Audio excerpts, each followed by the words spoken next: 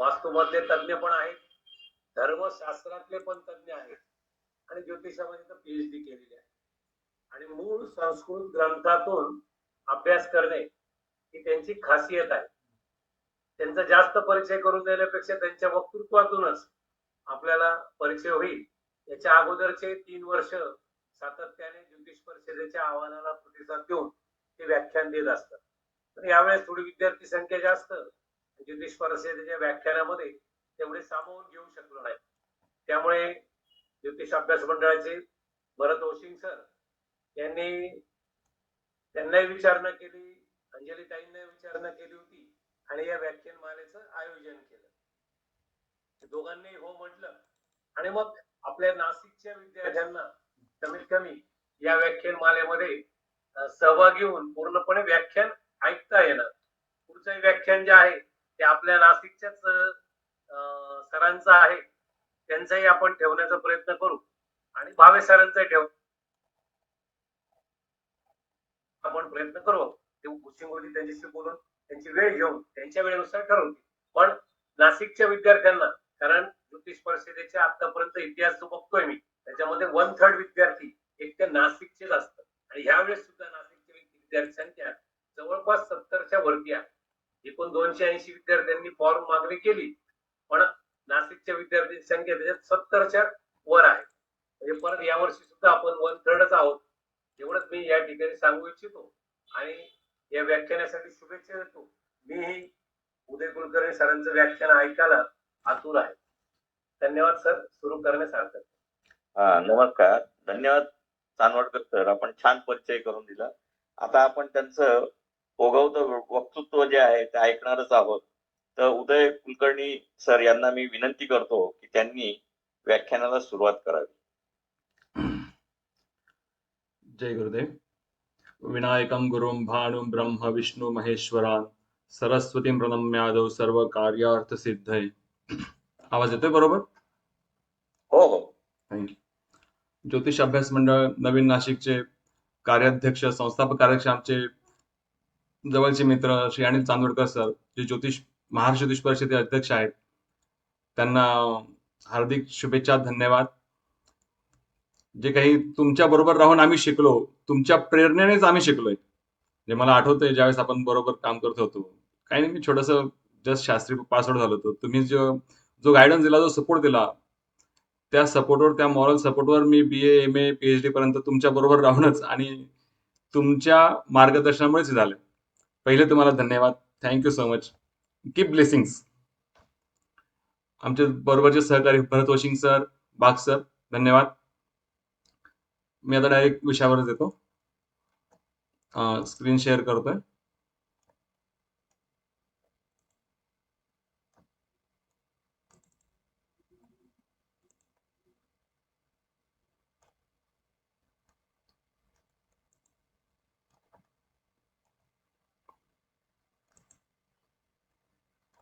माझी स्क्रीन दिसते सर्वांना? नाही दिसत. दिसते सर.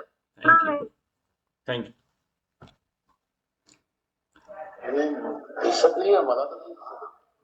थोडं ऍडजस्ट करा. तुमचे जे मोबाईलवर असाल तर कदाचित पुढे मागे करावं लागेल.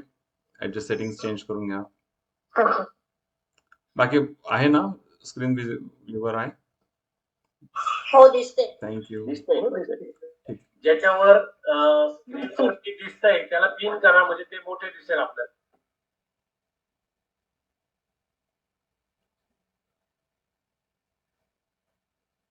ठीक आहे.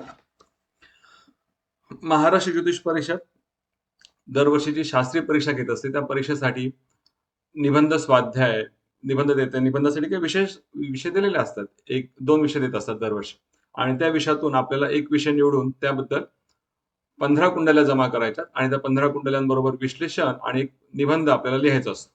ठीक आहे. हा निबंध लिहित असताना अनेक छोट्या छोट्या गोष्टी असतात. त्या निबंधाला काय हवं आहे किंवा निबंधाची कुठल्या पद्धतीने त्याची मांडणी असावी, निबंध कसा लिहिला गेला पाहिजे, याबद्दल एक छोटंसं जे काही मला सुचलंय किंवा मला असं वाटतं की निबंध असं लिहिला पाहिजे, तर ते मी आपल्या समोर मांडतोय. याच्यातही बऱ्याच काही करेक्शन्स असतील तर आपण भेटू, बोलूयात, किंवा आपल्या संस्थेमध्ये जे काही शिक्षक आपल्याला शिकवतील त्यांच्याशी पण डिस्कस करून निबंध शेवटी फायनल करावा. तर यावेळेस 2 विषय दिलेले आहेत, दिव्यांग व्यक्ती आणि घरेलू कामगार. कुठलाही निबंध लिहिताना तुम्ही दिव्यांग व्यक्ती घ्या किंवा घरेलू कामगार विषय घ्या, तो लिहिताना सर्वात पहिले काय हवंय तर एक अनुक्रमणिका आपल्याला घ्यायची. मग अनुक्रमणिका सर्वात महत्वाची स्टार्टिंगला. अनुक्रमणिकेमध्ये काय तर टॉपिक्स, जे जे काही आपण निबंधामध्ये प्रकरण करणार आहोत, मग साधारणपणे 5 प्रकरण करावीत निबंधात. पहिलं प्रकरण एक प्रस्तावना असेल. दुसरं प्रकरणामध्ये ग्रंथांबद्दल काही किंवा जो काही विषय आपण निवडलाय त्या विषयांबद्दलची थोडक्यात माहिती. तिसरं प्रकरण जो काही विषय आपण घेणार आहोत, दिव्यांग व्यक्ती किंवा घरेलू कामगार जो काही विषय असेल त्या विषयाच्या संदर्भात ज्योतिषशास्त्रीय काय नियम आहेत या नियमांचं संकलन आपल्याला साधारण तिसऱ्या प्रकरणात करायचं. चौथ्या प्रकरणामध्ये ज्या काही 15 कुंडले आपल्याला सोडून द्यायच्या आहेत किंवा त्यांचं विश्लेषण आपल्याला करायचं आहे, त्या 15 कुंडल्यांचं विश्लेषण आपल्याला चौथ्या प्रकरणात करायचं. आणि 5व्या प्रकरणामध्ये समारोप निष्कर्ष. त्याच्यापुढे मग तुम्ही जे काही ग्रंथ संदर्भ ग्रंथ घेत असेल त्या ग्रंथांची सूची किंवा अपेंडिक्स मध्ये जे काही चार्ट्स तुम्ही तयार करणार असाल ते चार्ट्स लावणं गरजेचं आहे. संदर्भ ग्रंथ सूची चार्ट्स हे का गरजेचे ते मी सांगतोच पुढे. अशा प्रकारे साधारण एक 5 प्रकरणामध्ये आपल्याला हा निबंध लिहायचा. या 5 प्रकरणांची मांडणी करत असताना पहिले 2 प्रकरण, पहिलं प्रकरण थोडं छोटं, त्यानंतर दुसरं प्रकरण त्यापेक्षा थोडं मोठं, असं म्हटलंय. निबंध किंवा थेसिस कसा असावा तो तांदळाच्या दाण्यासारखा किंवा कुर्म म्हणजे कासूच्या पाठीसारखी असावा, म्हणजे ज्याचा मधला भाग म्हणजे तिसरं आणि चौथं प्रकरण जे असेल ना ते थोडंसं मोठं, त्याच्यामध्ये थोडे जास्त पेजेस असावीत, लिखाण चांगलं असावं, भरपूर असावं कम्पॅरेटिव्हली पहिल्या दुसऱ्या प्रकरणापेक्षा. पहिल्यापेक्षा दुसऱ्यात थोडे जास्त, दुसऱ्यापेक्षा तिसऱ्या चौथ्यामध्ये जास्त पेजेस असावीत. 5वा समारोप निष्कर्ष. एखाद्याला वाटलं की मला 6वं प्रकरण पण टाकायचं, करू शकतात, असं काही नाही 5च मध्ये पाहिजे. 6व्या प्रकरणामध्ये तुम्ही लिहू शकता, पण शेवट करत असताना थोडा छोटा घ्यावा, म्हणजे कम्पॅरेटिव्हली, म्हणजे तो तांदळाचा दाणा किंवा कासवाची पाठ जशी मध्यभागी मोठी फुगीर आहे त्या पद्धतीने आपल्याला निबंधाची मांडणी रचना करायची. मग ही मांडणी रचना करताना सर्वात पहिले तुम्ही काय कराल तर आता आपण जे काही डिस्कशन करू हा विषय तर लक्षात ठेवायचाच आहे, परंतु तुम्हाला सुरुवात कुठून करायची तर जो काही विषय तुम्ही घेतला असेल, दिव्यांग व्यक्ती असेल किंवा घरेलू कामगार असेल, तर याच्या संदर्भाने जे काही नियम, ज्योतिषशास्त्रीय नियम आपल्याला मिळत आहेत किंवा त्या व्यक्तीच्या संदर्भाने जे समाजशास्त्रीय नियम पण आपल्याला मिळत आहेत, त्या सर्व नियमांचं किंवा त्याचं एक संकलन एका वेगळ्या वहीमध्ये लिहायला सुरुवात करा. आणि त्याचबरोबर ज्या कुंडल्या जमा होतील त्या कुंडल्यांचं पण टिपण, त्या कुंडल्या सोडून त्यांचे ग्रह स्पष्ट, त्या कुंडल्यांना अजून कुठल्या सपोर्टिव्ह कुंडल्या लागणार आहेत, जसं डिव्हिजनल चार्ट्स आहेत, षोडश वर्ग आहे, सप्तवर्ग आहेत, दशवर्ग, यामधल्या कुठल्या कुंडल्या लागतील, अष्टक वर्गाची कुंडली लागेल का, ह्या सर्व कुंडल्यांचं पण कुंडल्या सोडवायला सुरुवात करा. विश्लेषण करण्याच्या किंवा सुरुवातीलाच मी प्रस्तावना काय लिहू या भानगडीत सध्या पडू नका. प्रस्तावना बरोबर सुचेल आणि ती वेळेवर लिहिता येऊ शकते. सर्वात महत्वाचा पॉइंट आपल्याला कुंडल्या संकलन करणं, त्या कुंडल्यांचं गणित सोडवणं आणि त्याचबरोबर जो विषय असेल त्या विषया संदर्भाने ज्योतिषशास्त्री आणि समाजशास्त्री त्यांचे नियम शोधणं, हे फार महत्वाचं काम आहे. ते तुम्ही पहिले सुरू करा. ठीक आहे. मग हे निबंधाची मांडणी जी म्हटली त्याबद्दल अशी असावी, तर मग त्यात सर्वात पहिले आपल्याला काय घ्यायचंय तर सर्वात पहिले असावी अनुक्रमणिका. मग शेवट म्हणजे ज्यावेळेस आपल्याला फायनल ज्यावेळेस थेसिस लिहायचा आहे तर त्यावेळेस आपण पहिले काय तर एक अनुक्रमणिका घेणार. अनुक्रमणिकेमध्ये जे काही तुमच्या बघा म्हटल्याप्रमाणे 5-4 चॅप्टर्स असतील, ते चॅप्टर्स प्रत्येक टॉपिक वाईज तुम्ही जो एखादा महत्वाचा पॉईंट घेतला असेल, आता समजा माझं पहिलं प्रकरण आहे प्रस्तावना, प्रस्तावनेमध्ये मी कुठले सेकंड पॉईंट्स घेतलेले आहेत 1.1 1.2 मध्ये धरून प्रस्तावनेमध्ये जे विषय असतील ते विषय त्या 1 नंबर चॅप्टरमध्ये, 2 नंबरच्या प्रकरणामध्ये जे काही समाजशास्त्रीय नियम असतील ते घ्या.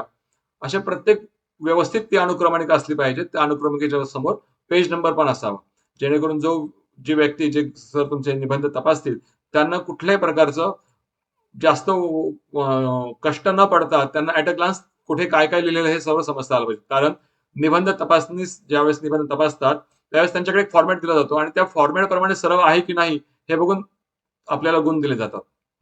तर त्यामध्ये सर्वात पहिले अनुक्रमणिका एक व्यवस्थित करावी.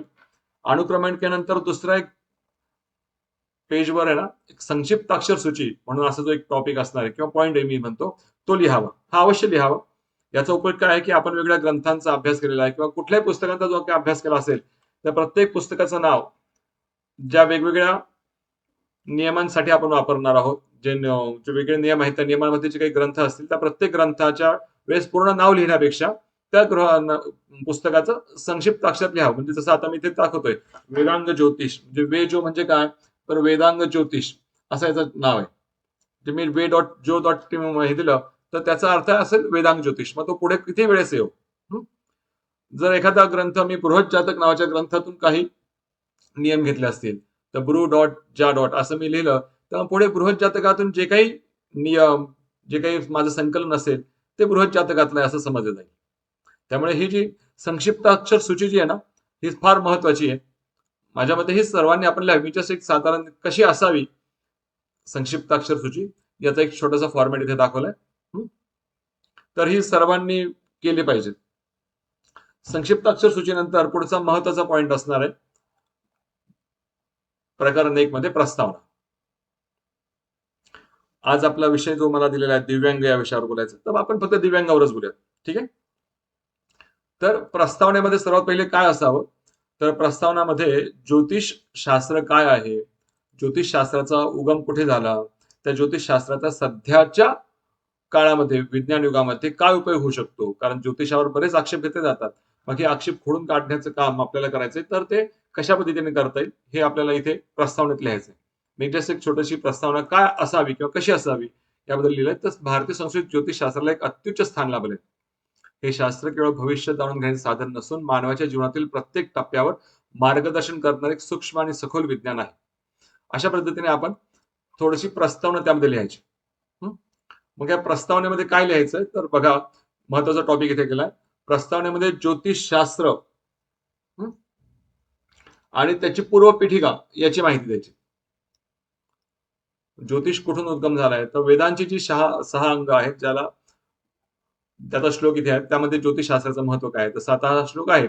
यथा शिखा मयूराणाम नागानाम न यथा तद्वत वेदांग शास्त्रानाम ज्योतिषम मूर्ती संस्थितम. हा श्लोक हवं तर स्क्रीनशॉट काढून घ्या. त्याच्या पुढचा जो श्लोक आहे त्याचा स्क्रीनशॉट काढून घ्या आणि हा श्लोक लिहाच. त्याच्या पुढचा पण श्लोक जो आहे ना तो पण लिहा. जसं मयूराची शिखा म्हणजे मोराची शिखा असते किंवा नागांचा मणी जशा पद्धतीने महत्वाचा आहे, त्याचप्रमाणे सर्व वेदांग शास्त्रांमध्ये ज्योतिष हे मूर्ती संस्थित म्हणजे सर्वात महत्वाचं शास्त्र म्हटलेलं आहे. याचा अर्थ आपण उलगडून करावा. श्लोक वापरलेच पाहिजेत. श्लोकांना गुण आहेत. त्यामुळे संदर्भ ग्रंथ आपल्याला पाहिजेच. पुढचा एक महत्वाचा एक श्लोक इथे दिसतोय. ब्रह्मचार्य वशिष्ठोत्री मनु पौलस्य लोमशो मरीचिंगिरा व्यासो नारद शौनको भृगु चवनो यवनो गर्गा कश्यपश्य पराशरा अष्टादश गंभीरा ज्योतिषशास्त्र प्रवर्तका. ज्योतिषशास्त्राचे जे काही प्रवर्तक जे 18 ऋषी आहेत त्या प्रवर्तकांचं नाव या एका श्लोकामध्ये आहे. प्रत्येक शास्त्राचे प्रवर्तक आहेतच. जसं वास्तुशास्त्राचे आहेत तसे ज्योतिषशास्त्राचे पण 18 ऋषींना प्रवर्तक मानले गेलेले. ते कोण आहेत? ब्रह्माजी, आचार्य, वशिष्ठ, अत्री, मनु, पौलस्त्य, लोमश, मरीच, अंगिरा, वेदव्यास, नारद, शौनक, भृगु, चवन, यवनाचार्य, गर्ग, कश्यप आणि पराशर या 18 ऋषींना ज्योतिषशास्त्राचे प्रवर्तक मानले गेलेले आहेत. ठीक आहे. हे आपण प्रस्तावना बघतोय. प्रस्तावना तुम्ही कशी लिहावी त्यातले काही छोटेसे पॉइंट्स मी देतोय.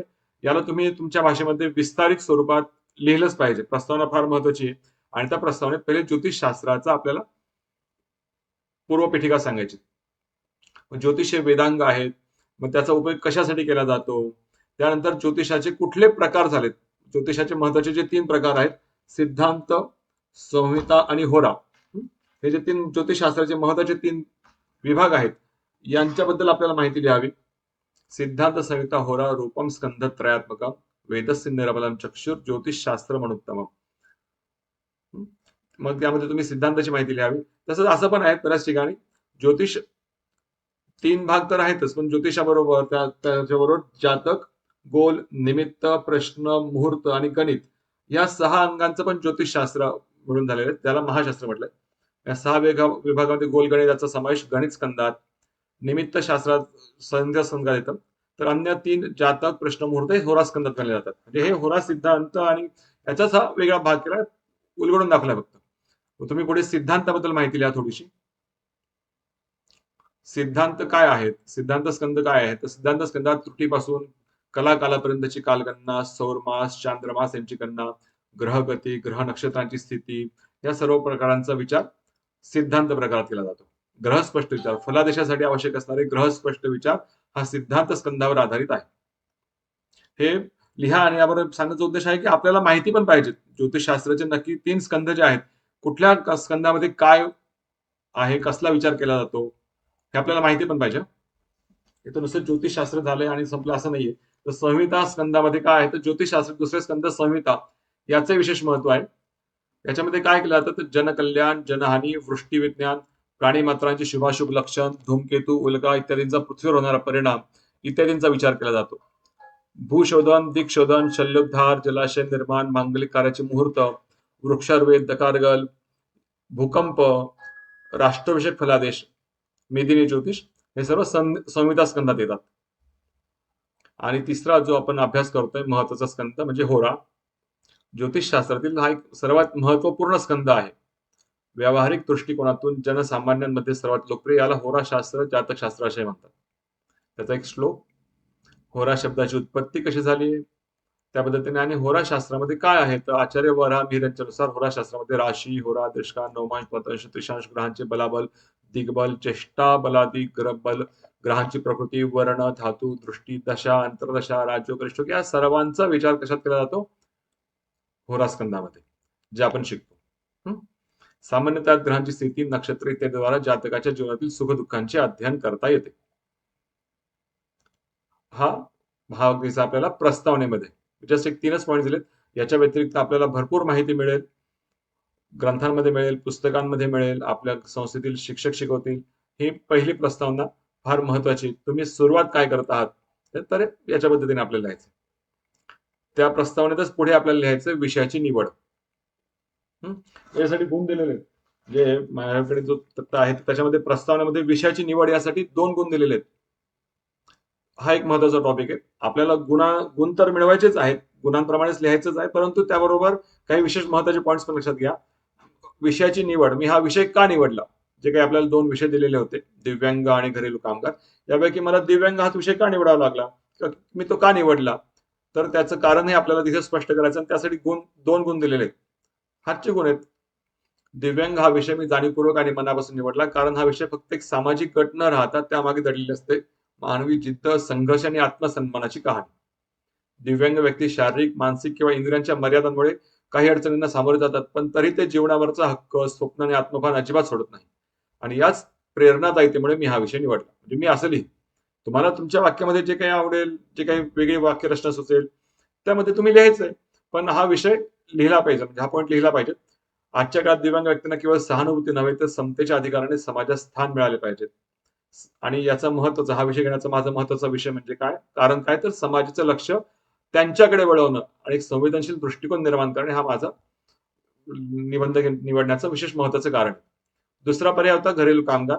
हे कंपॅरिझन दाखवायचं आपल्याला, घरेलू कामगार काय आहेत, मी तो विषय का निवडला नाही, तो देखील महत्वाचा विषय, पण दिव्यांग विषय अधिक खोल, मानवी मूल्यांशी जोडलेला आणि विचार प्रवृत्त करणारा वाटला.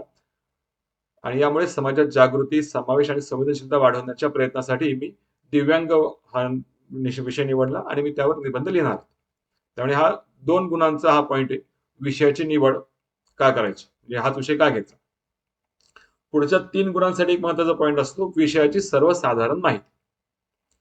मग तुम्ही हा दिव्यांग विषय घेतलेला आहे, हे प्रस्तावनेमध्ये आपलं आलं, त्यामध्ये पुढे पण आपल्याला लिहायचंय, मग ह्या विषयाची सर्वसाधारण माहिती काय आहे, किंवा घरेलू कामगार असेल तर त्याची माहिती आपल्याला लिहायची. दिव्यांगासाठी आपल्याला काय लिहायचंय, तर दिव्यांग म्हणजे कोण, त्यांचं जीवन काय आहे याबद्दलची आपल्याला सर्व या ठिकाणी माहिती लिहायची.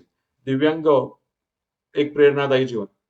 दिव्यांगांना पूर्वी अपंग असे म्हटलं जायचं, पण आता दिव्यांग हा शब्द वापरला जातो, तो त्यांच्यातील दिव्य सामर्थ्य आणि आत्मबल दर्शवतो. तुमच्याकडे काही दुसरी व्याख्या असेल तर ती अवश्य लिहा. दिव्यांग म्हणजे काय ते लिहिलं पाहिजे. दिव्यांग म्हणजे कोण, दिव्यांग व्यक्ती म्हणजे शारीरिक, मानसिक आणि बौद्धिक अक्षमतेमुळे काही विशिष्ट कार्य करण्यात अडचण येणारे लोक. यात दृष्टीहीन, श्रवण अक्षम, बोलण्यात अडचण असलेले, गतिशीलतेत अडथळा असलेले, मतिमंद किंवा आत्मकेंद्रीय ऑटिस्टिक व्यक्ती यांचा समावेश होतो. आता नवीन जो नियम आहे त्याच्यामध्ये अंमल हल्ला पीडित, ऍसिड अटॅक विक्टिम्स पण दिव्यांगामध्ये ऍड केलेले आहेत. तर या सर्व व्यक्तींना यांना दिव्यांगाची व्याख्या लिहायची. त्यांना येणाऱ्या अडचणी काय काय असू शकतात, हा जसं मी मग म्हटलं थोडंसं सामाजिक विषय पण आपल्याला माहिती लिहायची. दिव्यांग व्यक्तींना येणाऱ्या अडचणी म्हणजे ह्या विषयाची आपल्याला माहिती आहे, सर्वसाधारण माहिती, आणि याच्यासाठी 3 गुण आहेत. त्यामुळे दिव्यांग व्यक्तींना अनेक प्रकारच्या अडचणीचा सामना करावा लागतो, त्यांना शिक्षण किंवा इतर सुविधा मिळण्यामध्ये अडचणी येतात. त्यांच्यासाठी जे काही सर्वसाधारण व्यक्तींसाठी ज्या सोयी सुविधा आहेत त्या दिव्यांगांसाठी फार कमी प्रमाणात असतात. त्यांना रोजगाराच्या संधी कमी असतात. त्यांच्या समाजातील सहानुभूतीची गरज असूनही त्यांना उपेक्षा मिळते. कधी-कधी समाजाबरोबर कुटुंबाकडूनही त्यांना दुर्लक्ष केलं जातं किंवा असमर्थन मिळतं. मग या दिव्यांगावर भारत सरकारने काय केलं? जसं आता आपला विषय जो आहे, त्या विषयामध्ये नोट करून दिलेलं आहे, की जो काही कायदा आहे, दिव्यांग व्यक्ती हक्क कायदा 2016. तर या कायद्याचा विशेष उल्लेख केला पाहिजे. का तर आपल्याला निबंधाच्या विषयामध्येच ते दिलेले आहेत. त्यामुळे भारतीय संविधानानुसार दिव्यांग व्यक्तींना समान हक्क आहेत आणि काही महत्त्वाचे कायदे व योजना त्यांच्यासाठी काय आहेत? दिव्यांग व्यक्ती हक्क कायदा 2016, दिव्यांगांसाठी आरक्षण, शिक्षण आणि नोकरीमध्ये ठेवलं जातं. त्याचबरोबर भारत सरकारने सुगम्य भारत अभियान जे सुरू केलंय, एक्सेसिबल इंडिया कॅम्पेन, त्याबद्दलची थोडीशी माहिती द्या. तर हा कायदा ऑनलाईन अवेलेबल आहे. दिव्यांग व्यक्ती हक्क कायदा 2016, rights of person with disabilities act 2016 हा ऑनलाईन अवेलेबल आहे. तो नियम, तो कायदा जो आहे, तो कायदा थोडक्यात लिहा. तुम्हाला तर लिहिता आला व्यवस्थित, त्याचं विश्लेषण करता आलं तर तो लिहा. सुगम्य भारत अभियान जो एक भारत सरकारचा एक कार्यक्रम आहे, कॅम्पेन आहे, त्याबद्दलची थोडीशी माहिती लिहा. त्यामुळे दिव्यांगाची थोडीशी काय आपल्याला या ठिकाणी माहिती, आणि त्यामध्ये मग काही दिव्यांग व्यक्ती होऊन गेलेले आहेत, त्यांची काय काय प्रेरणादायी उदाहरणं आहेत. जसं आता आपल्याकडे पॅराऑलिम्पिक्स होतात, तर त्यामध्ये काही जे खेळाडू झालेले आहेत, देवेंद्र झेजारी आहेत, भालाफेक खेळातील यशस्वी खेळाडू आहेत. अवनी लेखर आहेत, त्यांनी पण पॅरालिम्पिक स्पर्धेत सुवर्ण पदक पटकवलंय. सुधा चंद्रन, ज्यांना सगळेच ओळखतात बऱ्यापैकी, त्या कृत्रिम पायाने नृत्यकला शिकून त्यांनी नाव कमावलं.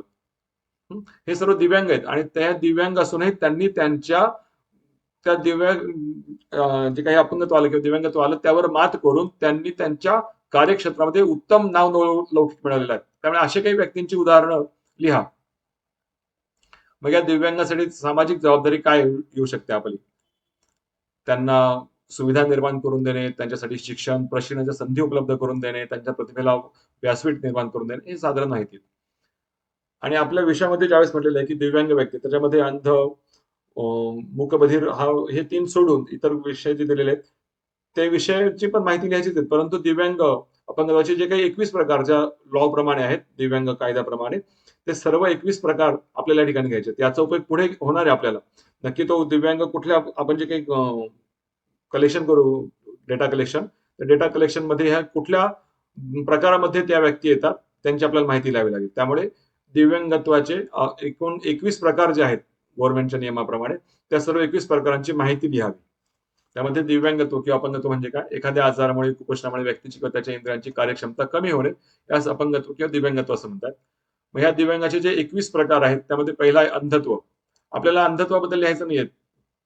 आपल्याला जे काही डेटा कलेक्शनसाठी स्पेशल नियम सांगितलेत की कुठल्या कॅटेगरीज आपल्याला करायच्या आहेत, 17-18 कॅटेगरीज दिलेल्या आहेत, त्या कॅटेगरीजच्याच आपल्याला फक्त कुंडल्या जमवायच्या आहेत. पण जे काही अदर क्रायटेरिया तो पण आपल्याला इथे लिहायचा आहे. अंधत्व, त्याची व्याख्या काय आहे? पुढे लो विजन, अंशतः अंधत्व, हा एक दिव्यांगाचा एक प्रकार आहे. दुसरा कर्णबधिरत्व, हिअरिंग इम्पेअरमेंट्स, ज्यांना कानाने ऐकू येत नाही, कर्णबधिर व्यक्ती आहेत, मग त्यांच्याबद्दलची थोडीशी माहिती लिहायची. वाचा दोष, स्पीच अँड लँग्वेज डिसॅबिलिटी, ज्यांना बोलण्यामध्ये अडचणी येतात, वाचा दोष असतो, हा पण दिव्यांगाचा प्रकार आहे, त्यांच्याबद्दलची माहिती लिहायची. आपल्याला याबद्दलचं डेटा कलेक्शन नाहीये. अस्थिव्यंग आहेत. अस्थिव्यंग म्हणजे ज्यांची हाडे, सांधे, स्नायू योग्य प्रकारे कार्य करत नाही, अशा मुलांना अस्थिव्यंग मुले म्हणतात. त्यांना हलन चलन करण्यात अडचण येतात, दिसणारेच अपंगत्व आहेत.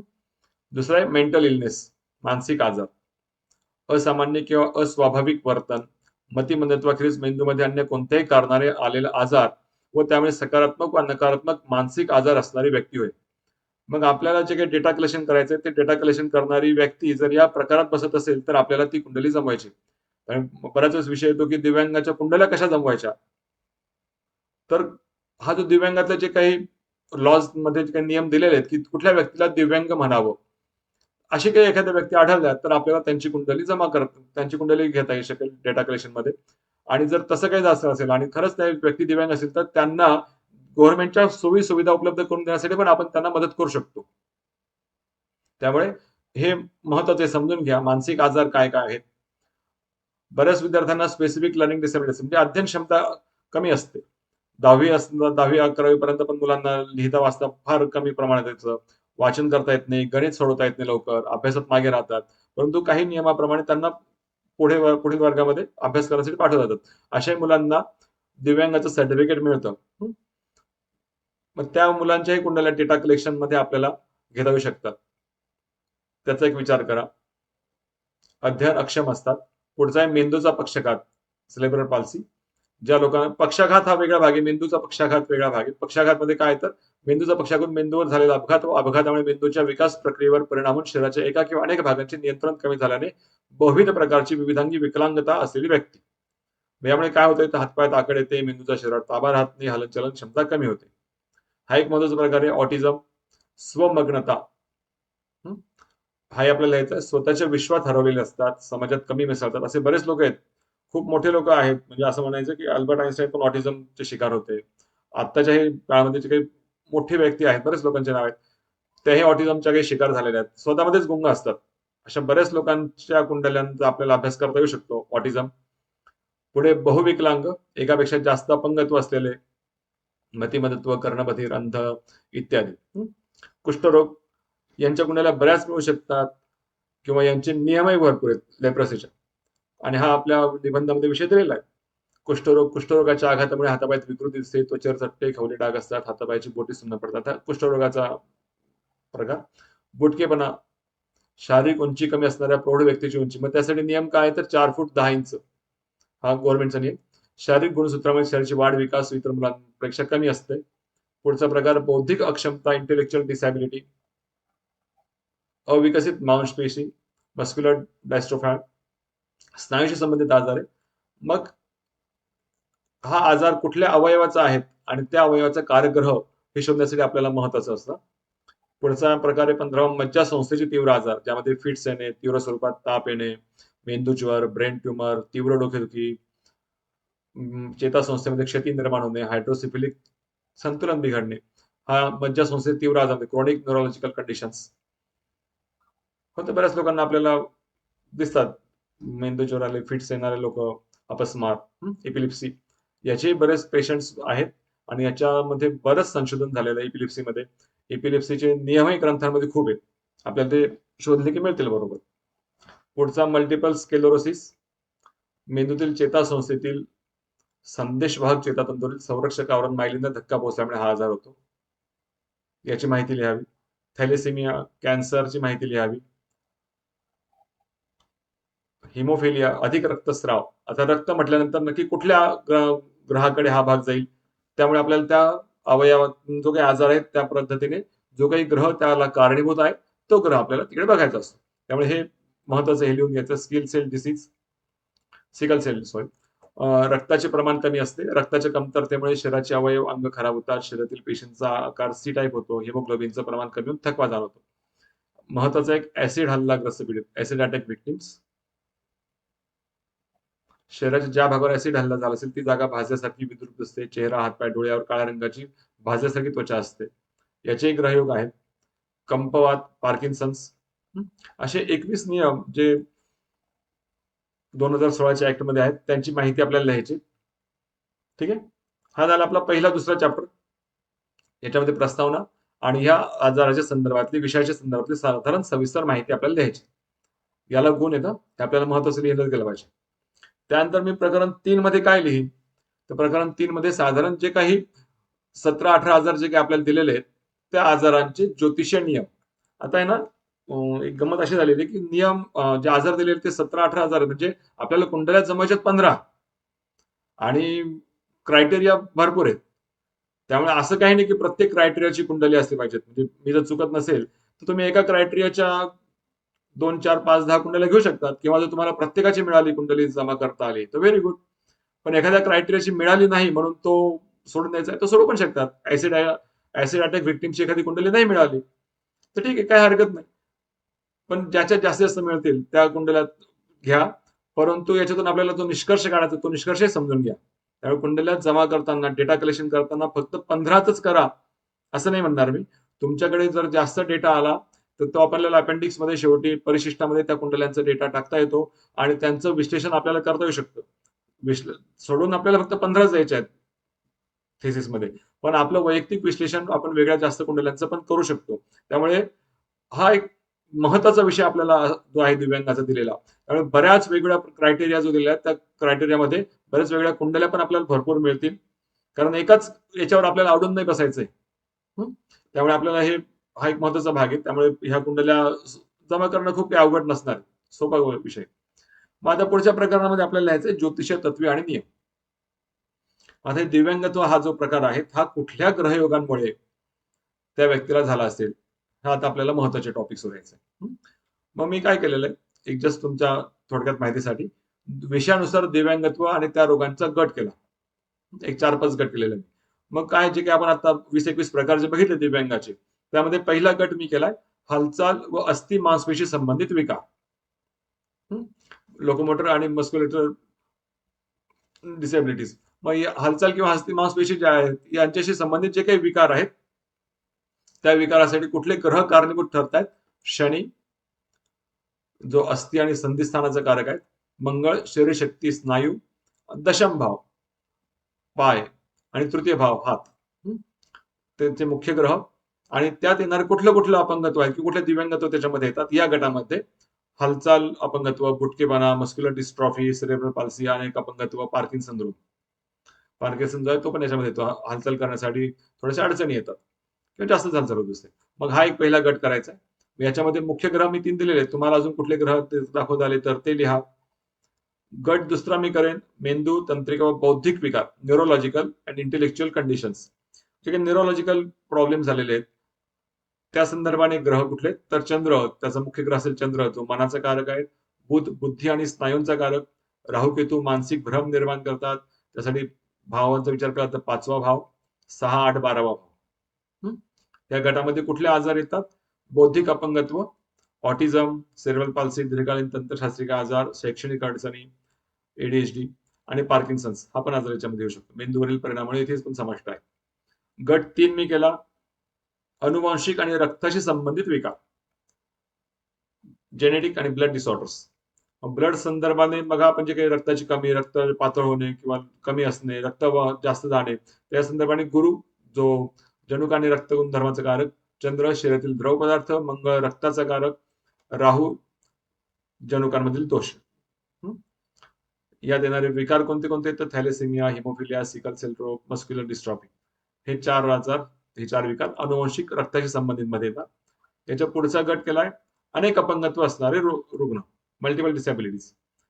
अनेक भावांवर किंवा ग्रहांवर असलेले पापग्रहांचे दुष्प्रभाव, विशेषतः त्रिशांश आणि षष्ठांश कुंडलांमध्ये आपल्याला जाणवते जास्त. बघा वर्ग कुंडल्यांचा पण आपल्याला विचार महत्वाचा करायचा आहे.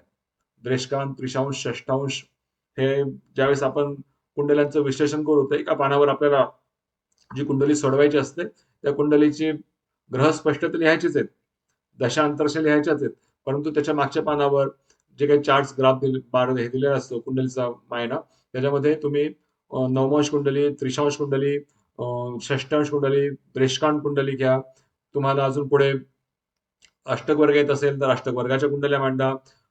त्याच्या बरोबरीने तुम्हाला ज्याही कुंडल्यांचा विचार करता येईल, बऱ्याच ठिकाणी पुढे मी सांगतो त्या सर्व गोष्टींचा विचार आपल्याला त्या ठिकाणी करायचा आहे. त्यामुळे आणि कुंडली संच जो आपण 15 कुंडलीचं जे आहे त्याच्यामध्ये 15 गुण दिलेले आहेत, प्रत्येक कुंडलीला 1 गुण आहे. त्याच्यामध्ये असं म्हटलं की स्पष्ट ग्रह हवेत, भावचलित, नवमांश हवी, आवश्यक वर्ग कुंडल्या म्हणजे जो काही आपण आजार घेणार आहोत त्यासाठी कुठल्या कुठल्या वर्ग कुंडल्या आवश्यक आहेत त्या लिहायच्या आहेत. गोचर पण लिहायचं आहे, दशा महादशा पण आपल्याला लिहायच्या आहेत आणि याच्यासाठी 15 गुण आहेत. 5वा गट करायचा अपघात किंवा बाह्य स्वरूपाची कुरूपता. यामध्ये याचा मुख्य कारकग्रह मंगळ, शनी, राहू जो आम्ल किंवा विषाचा कारक, 8वा भाव अचानक घटना घडणे आणि फर्स्ट हाऊस लग्न स्थान, शरीर आणि चेहरा. बाह्य स्वरूपाची कुरूपता म्हटलेलं याच्यामध्ये कुठले आजार येणार, कुठला विकार तर ऍसिड अटॅक फिटिंग्स, आम्ल हल्लाबळी. ते शुक्र सौंदर्याचा कारक म्हणून आणि चंद्र मानसिक आघात याचा विचार करायला पाहिजे. असं वाटतं असे 5 गटांमध्ये आपण हे सर्व जे आजार आहेत जे दिव्यांगातले प्रकार ते प्रकार विभागले आणि त्या प्रकाराला त्या प्रत्येक गटाचा एक जो काही विशेष कारकग्रह असतील त्या ग्रहांचा आपण या ठिकाणी उल्लेख केलेला आहे. मग आता याच्या संदर्भाने आपल्याला काय काय लिहायचंय, कुठले कुठले नियम कशा पद्धतीने लिहावेत. मी सर्व नियम नाही सांगत, पण काही नियम कसे लिहिले पाहिजेत, नियम तर तुम्हाला पुस्तकात मिळतील, तुमचे शिक्षकही सांगतील, बऱ्याच ग्रंथांमध्ये पण अवेलेबल आहेत. ते सर्व सांगत तसं तो खूप वेळ जाईल. परंतु काय लिहावं, कुठल्या तुम्ही विचार केला गेला पाहिजेत, आपण त्याबद्दल बोलूयात साधारण. वैदिक ज्योतिषशास्त्र म्हणजे फक्त भविष्य कथाने शास्त्र असून त्यामध्ये आरोग्य, आयुष्य, व्याधी, मृत्यू आणि त्यावर उपायांचे स्पष्ट वर्णन आहेत. असं म्हटलंय, पूर्वजन्म कृतम पापम व्याधी रूपेण जायते, म्हणजेच पूर्वजन्मीच्या कर्माचे फल मानले गेले आहेत. रोग हे पूर्वजन्मीच्या कर्माचे फल मानले गेले आहेत. ग्रहांच्या स्थितीनुसार एखाद्या व्यक्तीला कोणता रोग होऊ शकतो, कधी त्याची सुरुवात होईल आणि कोणत्या कालखंडात तो बळावेल, हे आपल्याला ज्योतिषशास्त्राच्या सहाय्याने सांगता येऊ शकतो. डॉक्टरलाही म्हणजे मी म्हणेल वैद्य जे आहे त्या वैद्यांनी डॉक्टरांनी पण थोडासा ज्योतिषशास्त्राचा अभ्यास केला तर त्यांना त्यांच्या कडे येणारे पेशंट्सलाही खूप चांगल्या पद्धतीने उपयोग होऊ शकतो. बरेच डॉक्टर्स करतात अभ्यास. तर आता हे विश्लेषण जे आपल्याला करायचंय वैद्यकीय ज्योतिष आपण म्हणू मेडिकल ऍस्ट्रोलॉजी, किंवा आता आपल्याला जे काही नियम लिहायचे आहेत प्रकरण 3 मध्ये, प्रकरण 1-2 आपल्याला प्रस्तावना, विषयाची सर्वसाधारण माहिती आणि थोडेसे जे मग गट सांगितले ते गट साधारण प्रकरण 1-2 मध्ये संपवा. प्रकरण 3 सर्वात महत्वाचं आहे, वैदिक वैद्यकीय ज्योतिषशास्त्राची ओळख किंवा ज्योतिषशास्त्रीय नियम. ज्योतिषीय तत्वे आणि नियम याला 10 गुण दिलेले आहेत. हे सर्व जे नियम लिहायचे आहेत आपल्याला, त्या नियमासाठी 10 गुण आहेत आणि हातचे नियम आहेत. हे खूप हातचे मार्क्स आहेत. हे काही खूप अवघड नाहीये. तुम्हाला फक्त थोडं कलेक्शन करायचं, डेटा कलेक्शन करता येईल त्या पद्धतीने नियमांचं. यामध्ये सर्वात पहिले काय बघायचं आपल्याला, तर ग्रह आणि आरोग्य यांचा संबंध. आपल्याला माहिती आहे की प्रत्येक ग्रह हा कुठल्या तरी अवयवाला किंवा आपल्या शरीराला कंट्रोल करत असतो. मग जो काही ग्रह आहे, जे काही 9 प्लॅनेट्स आहेत, त्या प्लॅनेट्सचा आपल्या शरीर भागावर कुठल्या ठिकाणी अंमल आहे, किंवा तो ग्रह जर बिघडला तर शरीराचा कुठला अवयवाचा आजार निर्माण होतो, हे आपल्याला या ठिकाणी लिहायचं. मी जसं एक चार्टच्या स्वरूपात दाखवलंय, त्याला तुम्ही विश्लेषण नक्की करा, पण चार्टही बनवा आणि हा चार्ट आपल्या शेवटी जे अपेंडिक्स असणार आहेत त्याच्यामध्ये लिहा, कारण तिथे दिलेलं आहे आपल्याला नियमामध्ये, म्हणजे मार्क्स देताना परिशिष्टामध्ये हे असे चार्ट्स पाहिजेत आणि परिशिष्टाला गुण आहेत. परिशिष्ट म्हणजे अपेंडिक्स, सगळ्यात शेवटी जे आपल्याला जोडायचं असते तसे चार्ट्स अवश्य बनवले पाहिजेत. कितीही बनवा, भरपूर चार्ट्स बनवले तर चांगलंच आहे. मी जसा तिथे या चार्टच्या स्वरूपात दाखवतोय, ग्रह घेतला, त्या ग्रहाचा शरीराशी संबंधित भाग, आणि तो ग्रह दूषित झाला तर त्याने निर्माण होणारा आजार काय होऊ शकतो. उदाहरण बघू आपण. सूर्य शरीरातील कुठले अवयव कंट्रोल करतो, तो सूर्याचा अंमल आपल्या शरीरातील हृदयावर आहे. डोळे, हाडे, पित्त यावर सूर्याचा अंमल आहे. आणि जर सूर्य बिघडला तर उच्च ताप, डोळ्यांचे आजार, रक्तदाब असे आजार होऊ शकतात. चंद्र मन, रक्त आणि फुफ्फुसे, पाणी यांच्यावर कंट्रोल करतो. आणि जर चंद्र बिघडला तर मानसिक असंतुलन, चिंता सतावते, आजार असतात. त्याचप्रमाणे मंगळाच्या संदर्भाने मंगळ कुठले भाग कंट्रोल करतो शरीराचे, तर मंगळ स्नायू, रक्त, ज्वर, अग्नी यांच्यावर मंगळाचा कंट्रोल आहे. आणि मंगळ बिघडला तर अपघात होतो. मग अपघात झाला म्हणजे साहजिकच एखाद्यास अपंगत्व, दिव्यांगत्व आलं, एखादा अवयव डॅमेज झाला, खराब झाला, पाय गेला, तर हे मंगळाच्या कंट्रोलमध्ये अपघात. रक्तस्राव, जसं काही रक्ताचे पण आजार आपण बघितले, तर ते रक्तस्राव किंवा जळणे हे आजार मंगळामुळे होऊ शकतात. बुध त्वचेचा कारक आहेत. स्नायू, बौद्धिक शक्तीचा कारक आहेत बुध. ऑटिझमसाठी बुध महत्वाचा आहे. त्वचारोग, बुध खराब झाला तर त्वचारोग, मतिभ्रंश, वाचादोष निर्माण होतात. गुरु यकृत, चरबी, वाढ, हार्मोन्स याचा कारक आहेत. आणि जर गुरु बिघडला तर लठ्ठपणा, थायरॉइड, मधुमेह सारखे आजार होतात. शुक्र मूत्रमार्गाचा कारक आहे. शुक्र बिघडला तर वंध्यत्व, मूत्रविकार, लैंगिक समस्या निर्माण होतात. शनी हाडांचा कारक आहे आणि शनी जर बिघडला तर संधिवात, पक्षाघात, हाडांचा क्षय होणे असे आजार होऊ शकतात. राहू महत्वाचा प्लॅनेट. राहू विष, मानसोपचार, विचित्र रोग यांचा कारक आहे. तर आणि राहू बिघडला तर मानसिक भ्रम होतात, व्यसनाधीनता येते, अशुद्धता असते. केतू अज्ञात, गुप्तरोग आणि आत्म्याचं कारक आहे, त्याच्यावर कंट्रोल आहे. तर केतू बिघडला तर रहस्यमय रोग असतात, कर्मजन्य पीडा असतात, जे काही जसं म्हटलं पूर्वजन्म कृतम पाप, त्या पद्धतीने पण काही आजार असू शकतात. प्रत्येक आजार कुंडलीतच दिसेल असं काही नाही. कर्मजन्य पीडा या केतूमुळे होतात. आणि या सगळ्यांमध्ये ना महत्वाचा प्लॅनेट्स म्हणजे आजार, रोग काही जर असेल, कुठल्या ग्रहावर बघायचंय, तर शनी या ग्रहावर विशेष आपलं लक्ष असलं पाहिजे. जसं आता आपण जर कोणी शनी महात्म्य वाचलं असेल किंवा त्याची काही माहिती असेल, तर ज्यावेळेस शनी, त्याच्यात म्हटलं की शनी महाराजांचा जन्म झाला ज्यावेळेस, तर त्यांच्या दृष्टीने जो रथाचा सारथी होता, तो सारथी पांगुळ झाला. म्हणजे कोणाच्या रथाचा सारथी, तर रवीचा. शनीची दृष्टी त्यांचे वडील रवी यांच्यावर गेली तर त्या रथाचा सारथी पांगळा झाला, घोड्यांना दृष्टीहीनता म्हणजे ते घोडे जे होते रथाचे रवीच्या रथाचे 7 घोडे जे आहेत ते अंध झालेत आणि रवीला कुष्ठ लागलं. जे शनीच्या दृष्टीने किंवा शनी बिघडला असेल तर कुष्ठरोग होऊ शकतो, पांगळा म्हणजे अपंगत्व येऊ शकतं आणि दृष्टीहीनता पण शनीमुळे होऊ शकते. हे 3 तर साधेच रोग आहेत. त्यामुळे कुठलाही आजार बघत असताना आपलं लक्ष शनी ग्रहावर तर विशेष गेलंच पाहिजे. त्यामुळे कुंडलीचा विश्लेषण करताना शनी ग्रहाचा विचार अवश्य आणि चांगल्या पद्धतीने करा. कुठेतरी संबंध लागतोच. भाव, मग आता जे काही 12 भाव आहेत, प्रत्येक भावाचा आपल्या आरोग्याशी काहीतरी संबंध आहे आणि या दिव्यांगामध्ये विशेष करून जे काही महत्वाचे भाव आहेत त्यात सर्वात पहिला भाव जो आहे तो लग्न भाव. फर्स्ट हाऊस शरीर प्रकृती आहेत, आरोग्य आहेत आणि जर दिव्यांग आहे म्हणजे काय तर आपलं शरीर आरोग्य खराब झालेलं, त्यामुळे फर्स्ट हाऊस कुठेतरी खराब असतोच. त्यामुळे लग्नस्थान सर्वात महत्वाचं आहे. मग त्याचा संदर्भ कुठे पापग्रहांशी आहे का, लग्नात पापग्रह आहेत का, लग्नेश बिघडला आहे का, किंवा लग्न बिंदू हा कुठे गंडांतामध्ये आहे का, ते आपल्याला महत्वाचं बघायचंय. त्याच्याशी मांदी गुलिक अशा काही ग्रहांचा संबंध आहे का, हे आपल्याला महत्वाचं बघायचंय. लग्नस्थानाला किती बलवत्ता आहे ते पण आपल्याला बघितलं गेलं पाहिजे. मग फर्स्ट हाऊस संपूर्ण शरीर आरोग्याची एकूण स्थिती दर्शवतो, त्यामुळे फर्स्ट हाऊस सगळ्यात महत्वाचं स्थान आपल्याला विचारात घ्यायचंय. हे कशासाठी सर्व नियम तर लिहायचे आहेत, याचा उपयोग आपल्याला ज्यावेळेस पुढे विश्लेषण करायचंय कुंडलीचं त्या विश्लेषणामध्ये होणार आहे.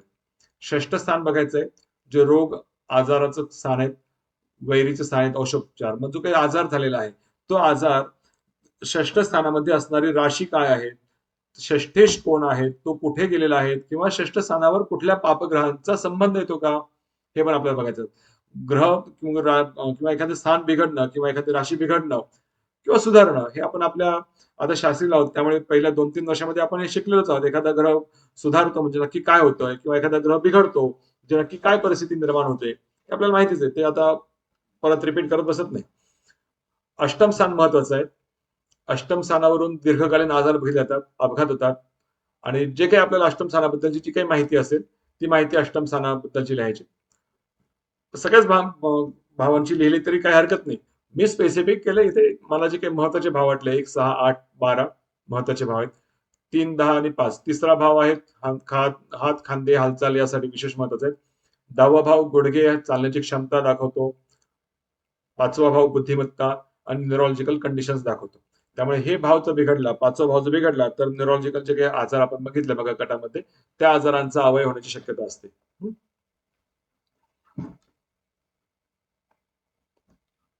पुढे पहिले आपण बघितलं ग्रह, दुसरं तुम्ही विश्लेषण करणार भाव आणि त्याचा आरोग्यावर असणारा परिणाम प्रभाव.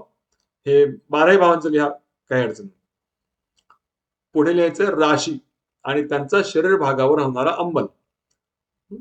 मग प्रत्येक रास जी आहे ती प्रत्येक रास शरीराच्या कुठल्या भागावर अंमल करत असते ते आपल्याला यायचं. कालपुरुषाच्या कुंडलीप्रमाणे किंवा चित्र जे आपण बघतो बऱ्याच वेळेस एका पुरुषाचं चित्र, त्याप्रमाणे मेषेचा अंमल कुठल्या भागावर आहे तर डोके, वृषभेचा अंमल चेहरा घसा यावर आहे, मिथुनीचा अंमल खांदे हात, कर्केचा अंमल छाती स्तन, सिंह हृदय, पाठीचा कणा, कन्या पोट आतडे, तुळा कमरेचा भाग मूत्राशय, जननेंद्रिय गुप्तरोग, धनु मांड्या, मकर गुडघे, कुंभ पिंढरा, मी पाय लसिका प्रणाली. याचा उपयोग कशासाठी होईल तर ज्यावेळेस विश्लेषण करू त्यावेळेस कुठली रास बिघडली आहे का, मग त्या अवयवाचा आजार झालाय की नाही हे आपल्याला बघण्यासाठी होतं. जर मिथुन रास बिघडली असेल मग ती भले थर्ड हाऊस नाही पण मग मिथुन रास बिघडली असेल म्हणजे मिथुनेमध्ये पापग्रहांची युती झालेली आहे किंवा मिथुनेवर अनेक पापग्रहांची दृष्टी असेल, मांदिकुलिक असेल तर मिथुन रास दूषित झाली. मिथुन राशीचा अंमल कुठल्या अवयवावर आहे, खांद्यावर आहे, हातावर आहे. मग त्या व्यक्तीला हात या संदर्भाने किंवा खांद्या या संदर्भाने काय आजार आहे का किंवा त्या संदर्भातलं काही दिव्यांगत्व आहे का हे आपल्याला बघायचंय. त्यामुळे 12 राशी महत्वाच्या आहेत आणि त्या प्रत्येक राशींचा आपल्या शरीर भागावर जो काही अंमल आहे याचं विश्लेषण चांगल्या मोठ्या स्वरूपात लिहायचं, पुस्तकांमध्ये अवेलेबल आहे. हे पूर्ण महत्वाचं पॉइंट, ग्रह, भाव आणि प्रत्येक राशी या राशींचा आपल्या शरीर भागावर होणारा अंमल. पुढे महत्वाचा पॉइंट आहे आपल्याला, प्रत्येक ग्रहाचे सप्तधातू दिलेले आहेत, 7 धातू, प्रत्येक सप्तधातूवर एक एक ग्रहाचा अंमल आहे. मंगळाचा मज्जा संस्था, शनी स्नायूत्व का अंमल ठेवतो, गुरु वसा, अस्थिवर रवी, शुक्र धातूवर शुक्राचा अंमल आहे, चंद्र रक्त आणि बुध त्वचेचा कारक आहे. मग रक्ताचे विकार असेल तर मंगळ पण बघायचा आहे, मग रक्त आणि त्यावर आपल्याला चंद्र पण बघायचा आहे. मग याचा उपयोग काय होणार तर शरीरातील जे सप्त धातू आहेत, मग एखाद्या व्यक्तीची स्किनचा आजार झालेला असेल, जसं मग म्हटल्याप्रमाणे ऍसिड अटॅक झालाय, मग त्याचा बुध बिघडलाय का ते बघा. मज्जा संस्थेशी संबंधित आजार झालेले असतील तर मंगळाचा पण आपल्याला त्या ठिकाणी विश्लेषणामध्ये उपयोग करता येईल. मज्जा संस्था मंगळाच्या अंमलाखाली सप्तधातूमध्ये, त्यावेळी मंगळ ग्रह त्याचं बलाबल हे बघून मंगळ संदर्भात येईल. त्यामुळे ग्रहांचे सप्तधातू आणि त्यांचा अंमल कुठल्या याच्यावर आहेत ते आपल्याला लिहायचंय. पुढे महत्वाचा आहे पॉइंट, दशा आणि रोग प्रगट होण्याचा काळ. कुठल्या काळामध्ये तो आजार होईल, दिव्यांगत होईल किंवा काय त्रास असेल, हे रोग कोणत्या काळात प्रगट होईल याचं भाकीत विंशोत्तरी दशेवर आधारित करता येते. मग रोगाचा प्रारंभ त्या दशेत होतो ज्या ग्रहावर पापग्रहांचा दुष्प्रभाव असतो.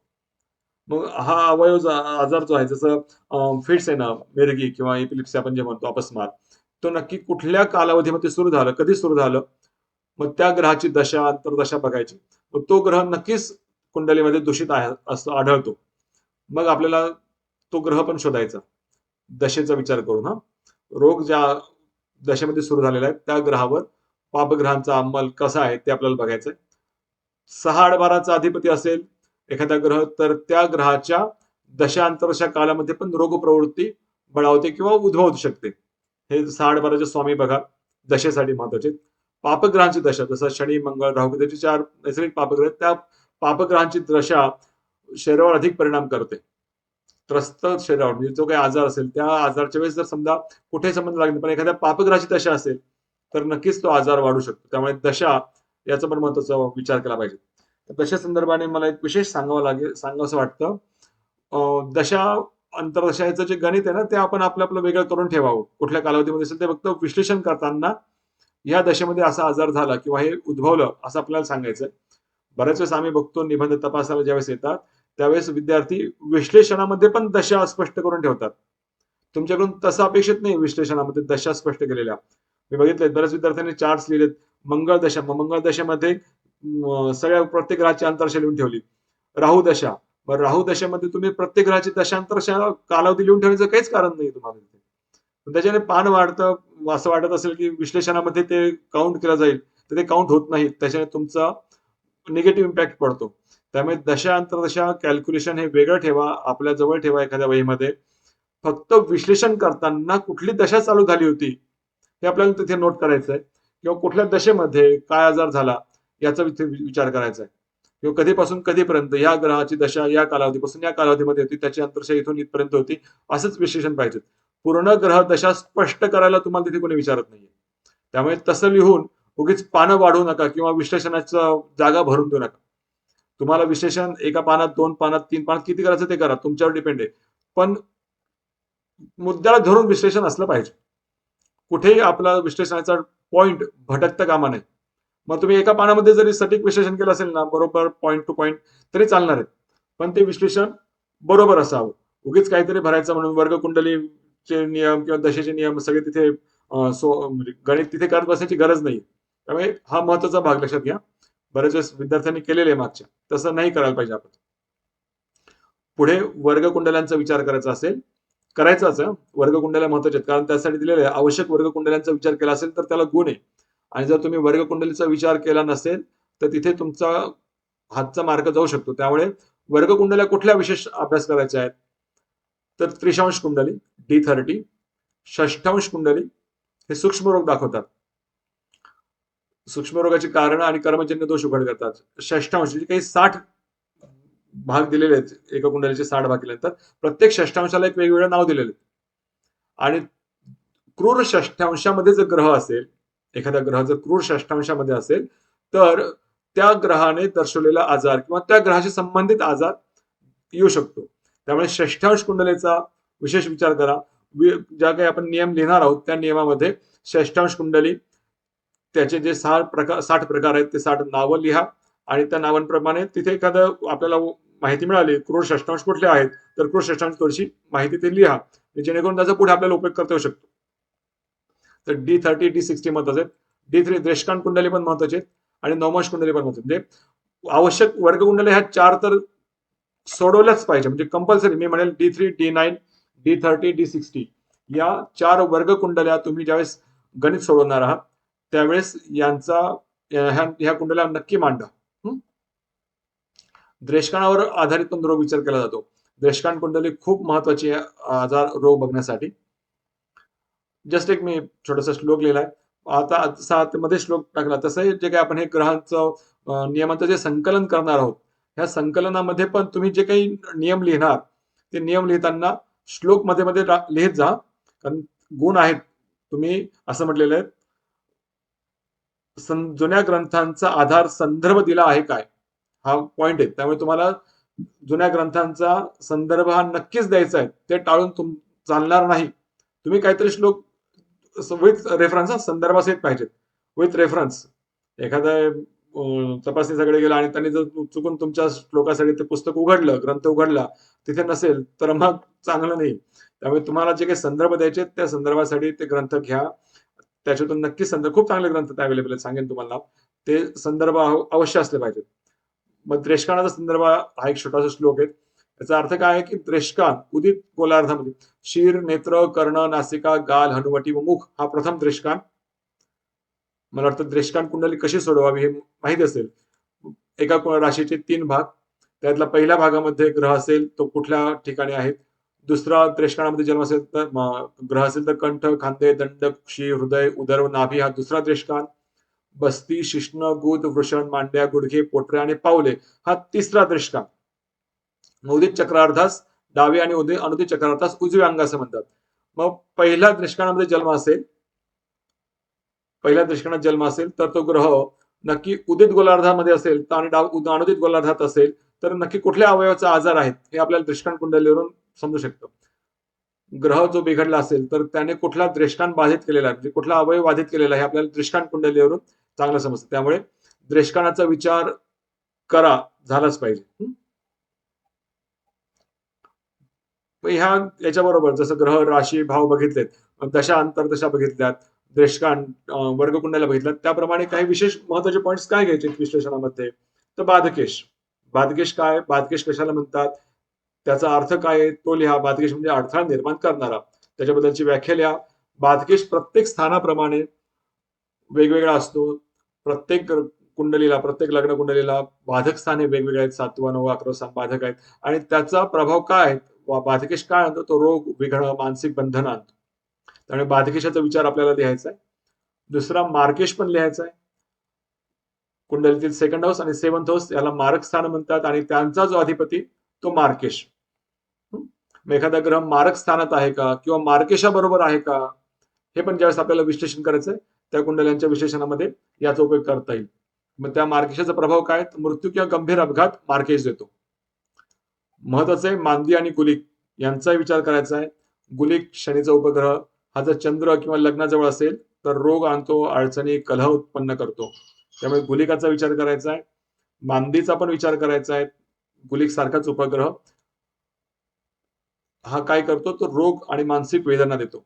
त्यामुळे हे 4 पॉइंट्स जे आहेत ना, बाधकेश, मार्केश, गुलिक, मांदी, हे तर 4 लिहा. याच्या व्यतिरिक्त भरपूर आहेत. सहम असतील, वेगवेगळ्या प्रकारचे रोग सहम वगैरे, रोग सहमाचा पण विचार करायला हरकत नाही. बाधकेश, मार्केश, मांदी, गुलिक. त्यानंतर पुढच्या विचारात लिहिताना मी काही विशेष मला असं वाटलं की असे काही नियम करावेत.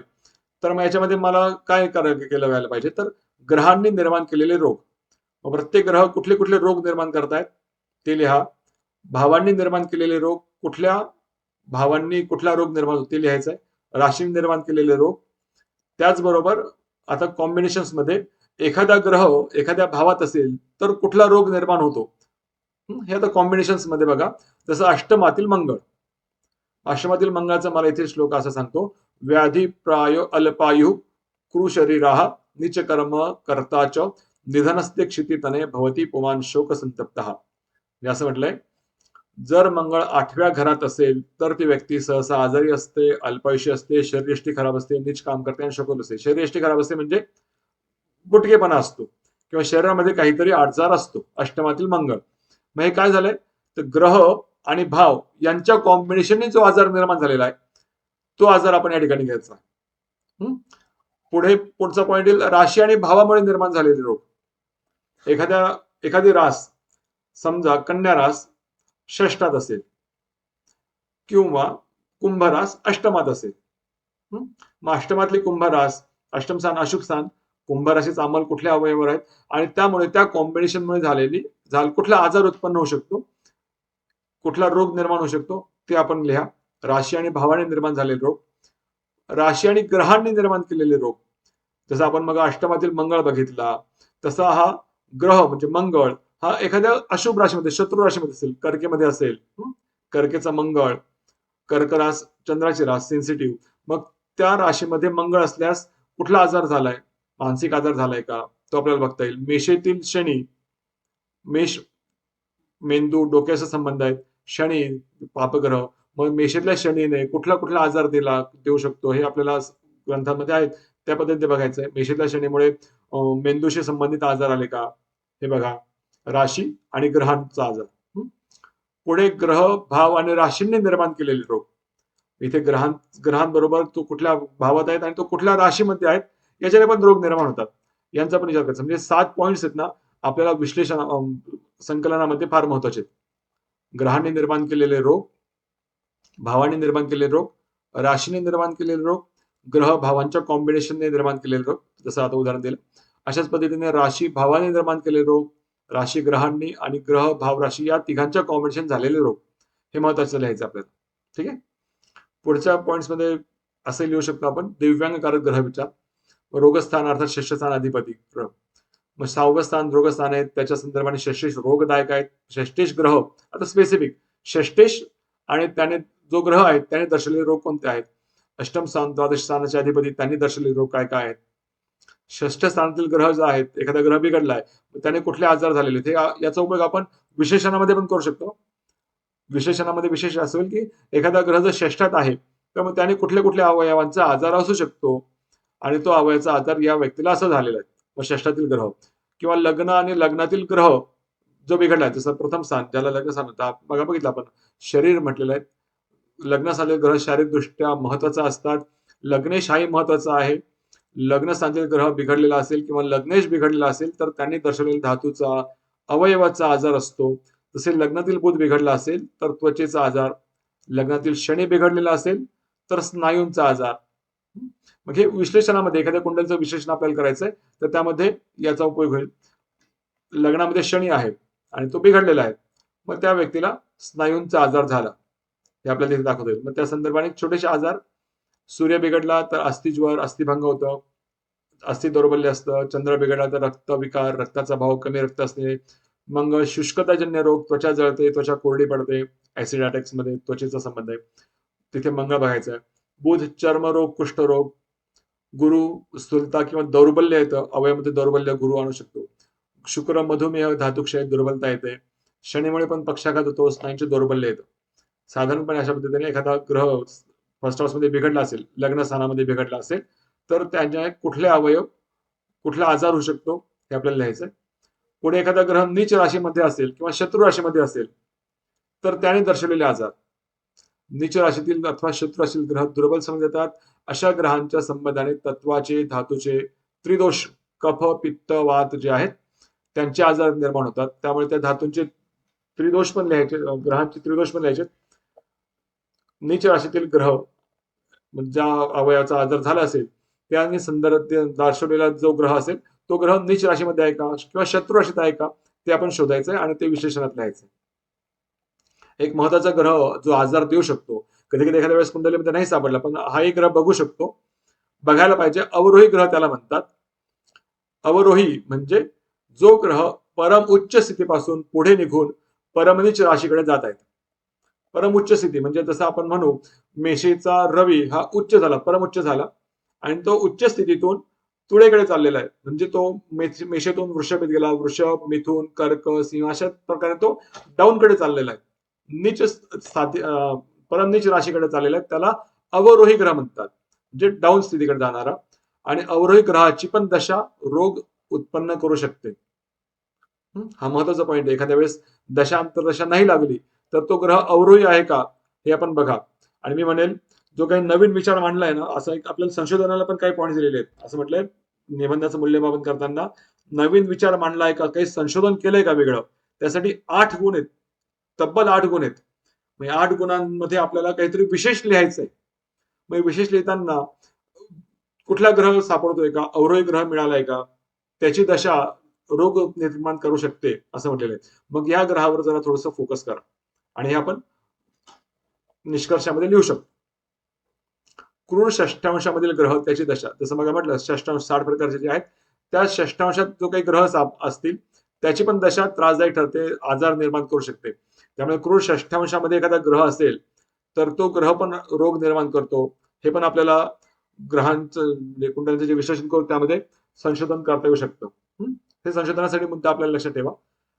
पापग्रहांचा प्रभाव, जर एखादा ग्रह पापग्रहांची युती पापग्रहाच्या दृष्टीमध्ये असेल तर असा ग्रह त्याने दर्शवलेला भाव किंवा राशी संबंधाने रोग निर्माण करू शकतो. त्यामुळे पापग्रहांचा प्रभाव पण आपल्याला ग्रहांचा बघायचा. अरिष्टकारक ग्रह अथवा मार्केश ग्रह मग म्हटल्याप्रमाणे ते पण बघा.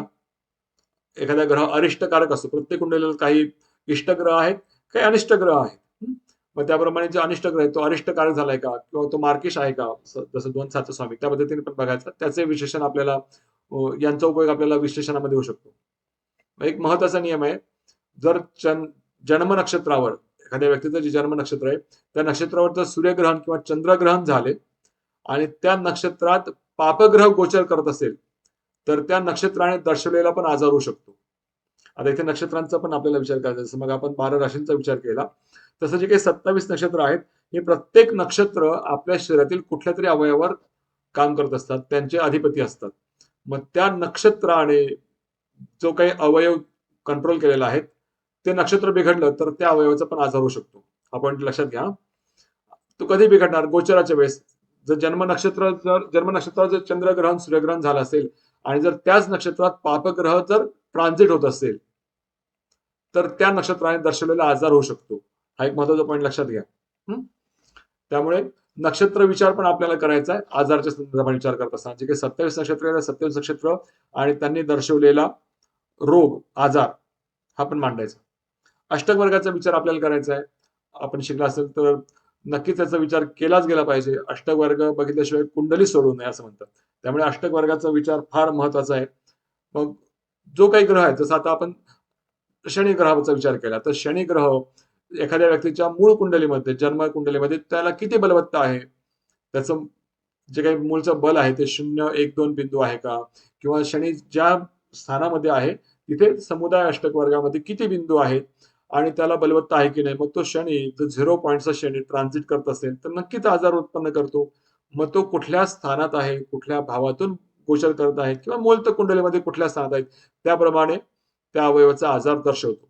त्यामुळे ह्या अष्टक वर्गाचाही विचार आपल्याला अवश्य केला गेला पाहिजे. मग ह्या अष्टक वर्गाची मी म्हणेल तुम्ही मंगळ आणि शनी या 2 ग्रहांच्या अष्टक वर्गाचा विचार नक्की केला गेला पाहिजे. शनी अष्टक आणि मंगळ भौमाष्टक, मंगळाचं पण अष्टक वर्ग आणि समुदाय अष्टक वर्ग ह्या 3 कुंडल्या मांडा. ज्यावेळेस मंगळ लक्षात घ्या, ज्यावेळेस मंगळ मूळ किंवा कुंडलीमधून भ्रमण करत असताना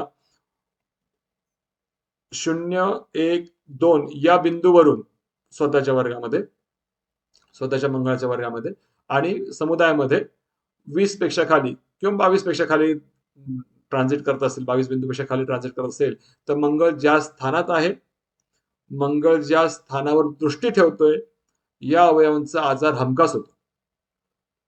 त्यामुळे मंगळाचं आणि शनीचं ट्रान्झिट हे फार महत्वाचं आहे रोग या दृष्टीने विचार करत असताना. हे 100% म्हणजे मी चुकत नसेल तर 100% हे अनुभवास येतं.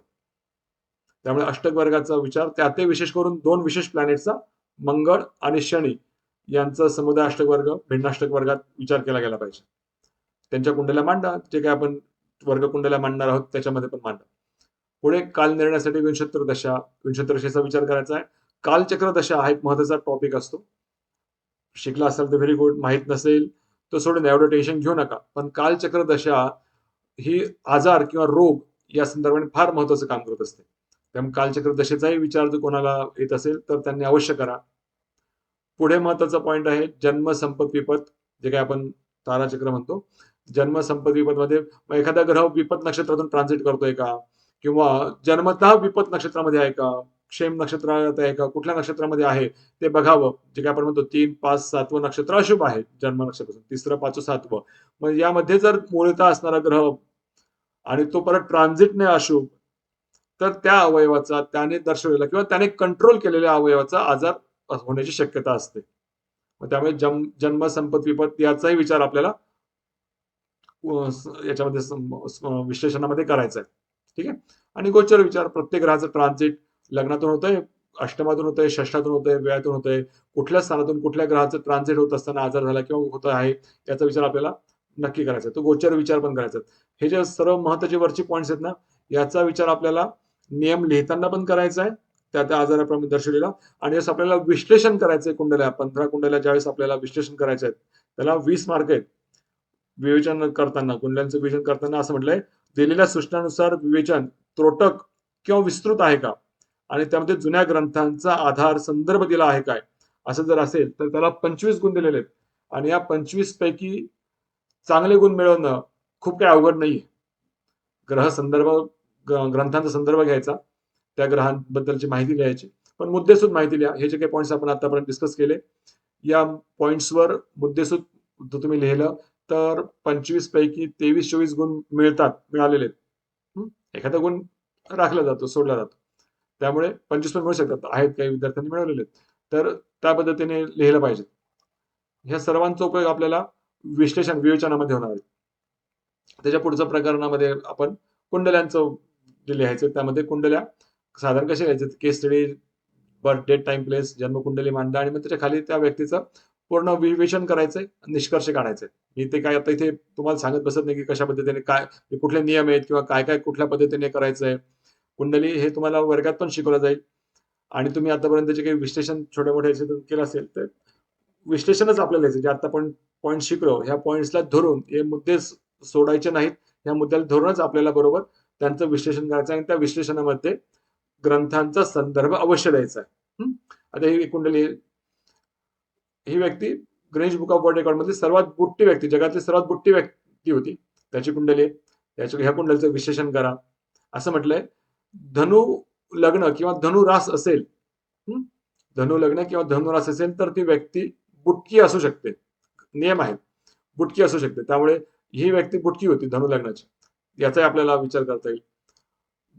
त्याचबरोबर जन्मतः असणारं पंचांगही महत्वाचं आहे. जे काही पंचांगमध्ये तिथी, वार, नक्षत्र, योग, कर्ण आपण म्हणतो, तर कर्णामध्ये असं म्हटलं की व्यतिपात योगावर जर जन्म असेल तर व्यक्तीला शारीरिक दोष उत्पन्न होतात, शारीरिक दोष असतात. जे काही अशुभ योग म्हटले आहेत, व्यतिपात, वैधृती, शूल वगैरे हे जे काही योग आहेत, गंडयोग, अतिगंडयोग, यांच्यावर जर जन्म असेल तर व्यक्तीला शारीरिक मानसिक कुठल्या प्रकारचे दोष आहेत ते नियम दिलेले आहेत. तर त्या पद्धतीने बघा, व्यतिपात योगावर जन्म असेल तर शारीरिक व्यंग असतं, तेही आपल्याला पंचांगाचे विशेषण विवेचन आपल्याला करणं गरजेचं आहे. पंचांगाचा विचार करा. एक दुसरी उदाहरण छोटंसं लिहिलं होतं फक्त. इपिलिप्सी आहे, 18 मार्च 97, लेडीज आहे, पहाटे 5:30 जन्म आहे, नागपूरचा जन्म. या व्यक्तीला, या जातकाला इपिलिप्सी आजार होता, म्हणजे जसं आपण म्हटलं अपस्मार रोग होता, जो चंद्र महत्वाचा प्लॅनेट बिघडण्यासाठी कारक. षष्ठ स्थान, षष्ठात कर्करास, कर्केचा स्वामी चंद्र, तिथून व्यात. लग्नस्थान लग्नेश शनी, रवी केतू अशुभ ग्रहांबरोबर, रवी बरोबर, मंगळ राहूच्या दृष्टीमध्ये लग्नेश बिघडला. अपस्माराचे संदर्भाने जे काही नियम लागतात ते नियम या कुंडलीला लागू शकतात. 2-3 नियम विश्लेषण करताना 2-3 नियम सवयीचा रेफरन्स लिहा, आणि बाकी मग विश्लेषण जे काही आपल्याला तुम्हाला जमेल पुढच्या याच्यामध्ये किती भरवायचं किंवा काय काय लिहायचं हे डिपेंड्स ऑन यू, तुमच्यावर अवलंबून आहेत.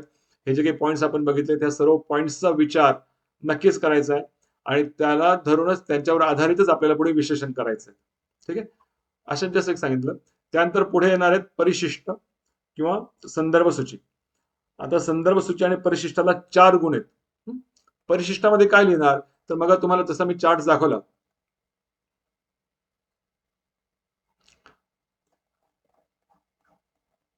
हा जसा चार्ट मी इथे तयार केलाय, ग्रह, त्याचा संदर्भ, राशीशी संबंधित भाग, आणि त्याचे निर्माण होणारा आजार. हा चार्ट किंवा असे चार्ट्स तयार करायचे आणि ते शेवटी परिशिष्टामध्ये जोडायचे. हे चार्ट्स जोडलेच पाहिजेत. चार्ट्स नक्की करा, कारण त्याला गुण आहेत. परिशिष्ट, संदर्भ सूची, परिशिष्टामध्ये जे चार्ट्स आहेत त्याला 3 गुण आहेत. हे चार्ट्स नक्की करायचे. आणि त्याचबरोबर जसं आता दाखवतोय संदर्भ ग्रंथ सूची, याला 1 गुण दिलेला आहे. संदर्भ ग्रंथ सूची कशी लिहायची, तर क्रमांक टाका. 2 3 4 5 कॉलम्स केल्यानंतर पहिल्या कॉलम मध्ये क्रमांक, दुसऱ्या कॉलम मध्ये तुम्ही जे काही पुस्तक तुमच्या निबंधासाठी वापरलं असेल त्याच्यातून तुम्ही काही रेफरन्स घेतले असतील.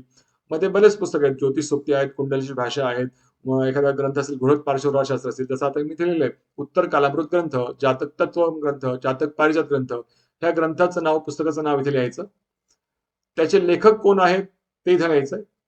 जातक तत्वाचे लेखक महादेव, उत्तर कालामृताचे लेखक कवी कालिदास, जातक पारिजात वैद्यनाथांनी लिहिला, त्याचा लेखक इथे लिहायचा आहे. त्याची व्याख्या हिंदी, मराठी, इंग्लिश मध्ये ज्यांनी कोणी केली असेल त्याचे व्याख्याकार ते इथे लिहायचे. बरेच लेखक लिहिताना लोक इथे आता जातक तत्वम डॉक्टर सुरेशचंद्र मिश्र असं लिहून टाकतात, तर ते व्याख्याकार आहेत. ग्रंथ लिहिलाय महादेवांनी, जातक पारिजात ग्रंथ लिहिलाय वैद्यनाथांनी, त्याची व्याख्या केलेली, त्याची टिप्पणी केलेली सुरेशचंद्र मिश्रांनी. त्यामुळे संदर्भ ग्रंथ सूची पण व्यवस्थित आणि प्रॉपर असली पाहिजे. ग्रंथाचं नाव लिहिल्यानंतर, जसं आता कुंडलीची भाषा ग्रंथ आहे, कुंडलीची भाषा, त्याचे लेखक म्हणून तुम्ही वाईकर सर, शुक्ल सर, कुलकर सर यांचे नाव इथे लेखक म्हणून लिहू शकता. ते व्याख्याकार नाही, ते लेखकच आहेत. पण ग्रंथ लेखक वेगळे आहेत आणि त्याचे व्याख्याकार वेगळे असू शकतात. त्यामुळे तो ग्रंथ, त्याचे लेखक आणि त्याचे व्याख्याकार, आणि त्यानंतर त्याचं पब्लिकेशन हाऊस, ते कुठल्या पब्लिकेशन हाऊसने ते ग्रंथ पब्लिश केलेला आहे त्याची माहिती इथे लिहायची आणि कुठल्या वर्षी केलेला आहे. हा एक चांगला फॉर्मॅट आहे संदर्भ ग्रंथसूची लिहिण्यासाठी.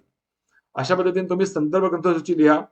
ज्या काही वेबसाईटचा वापर केला असेल त्या वेबसाईटचं नाव तिथे लिहा, जे वेगवेगळे ग्रंथ तुम्ही लिहिणार, आणि हे लिहिलंच पाहिजे. याला 1 गुण आहे, त्यामुळे हा गुण हातचा घालू नका. सोपं आहे. चार्ट्स तयार करायचे सोपे, जे काही आपण त्या चार्ट्स तयार करतो त्या चार्ट्सला 3 गुण आहेत, संदर्भ ग्रंथसूचीला 1 गुण आहे. त्यामुळे तुम्ही संदर्भ ग्रंथसूची, जसं आता इथे लिहिलं जातक पारिजात, जातकाभरण, हे सर्व ग्रंथांचा मी अभ्यास केला, त्यांचे लेखक, त्यांचे व्याख्याकार आणि प्रकाशन, जे काही ग्रंथ मी अभ्यास करेन त्या सर्वांचा याच्यामध्ये आपल्याला विचार करायचा. असं संदर्भ ग्रंथसूची लिहायची. अशा पद्धतीने आपल्याला या निबंधामध्ये 4 गुण तर हातची मिळतील, परिशिष्ट आणि संदर्भ ग्रंथसूची. याच्यात काही विश्लेषण करायची गरज नाही, ग्रंथ फक्त परिशिष्ट द्यायचे. हे 4 गुण आहेत. विषयाची निवड, साधारण माहिती, यासाठी 5 गुण आहेत. नियम तत्वाला 10 गुण आहेत.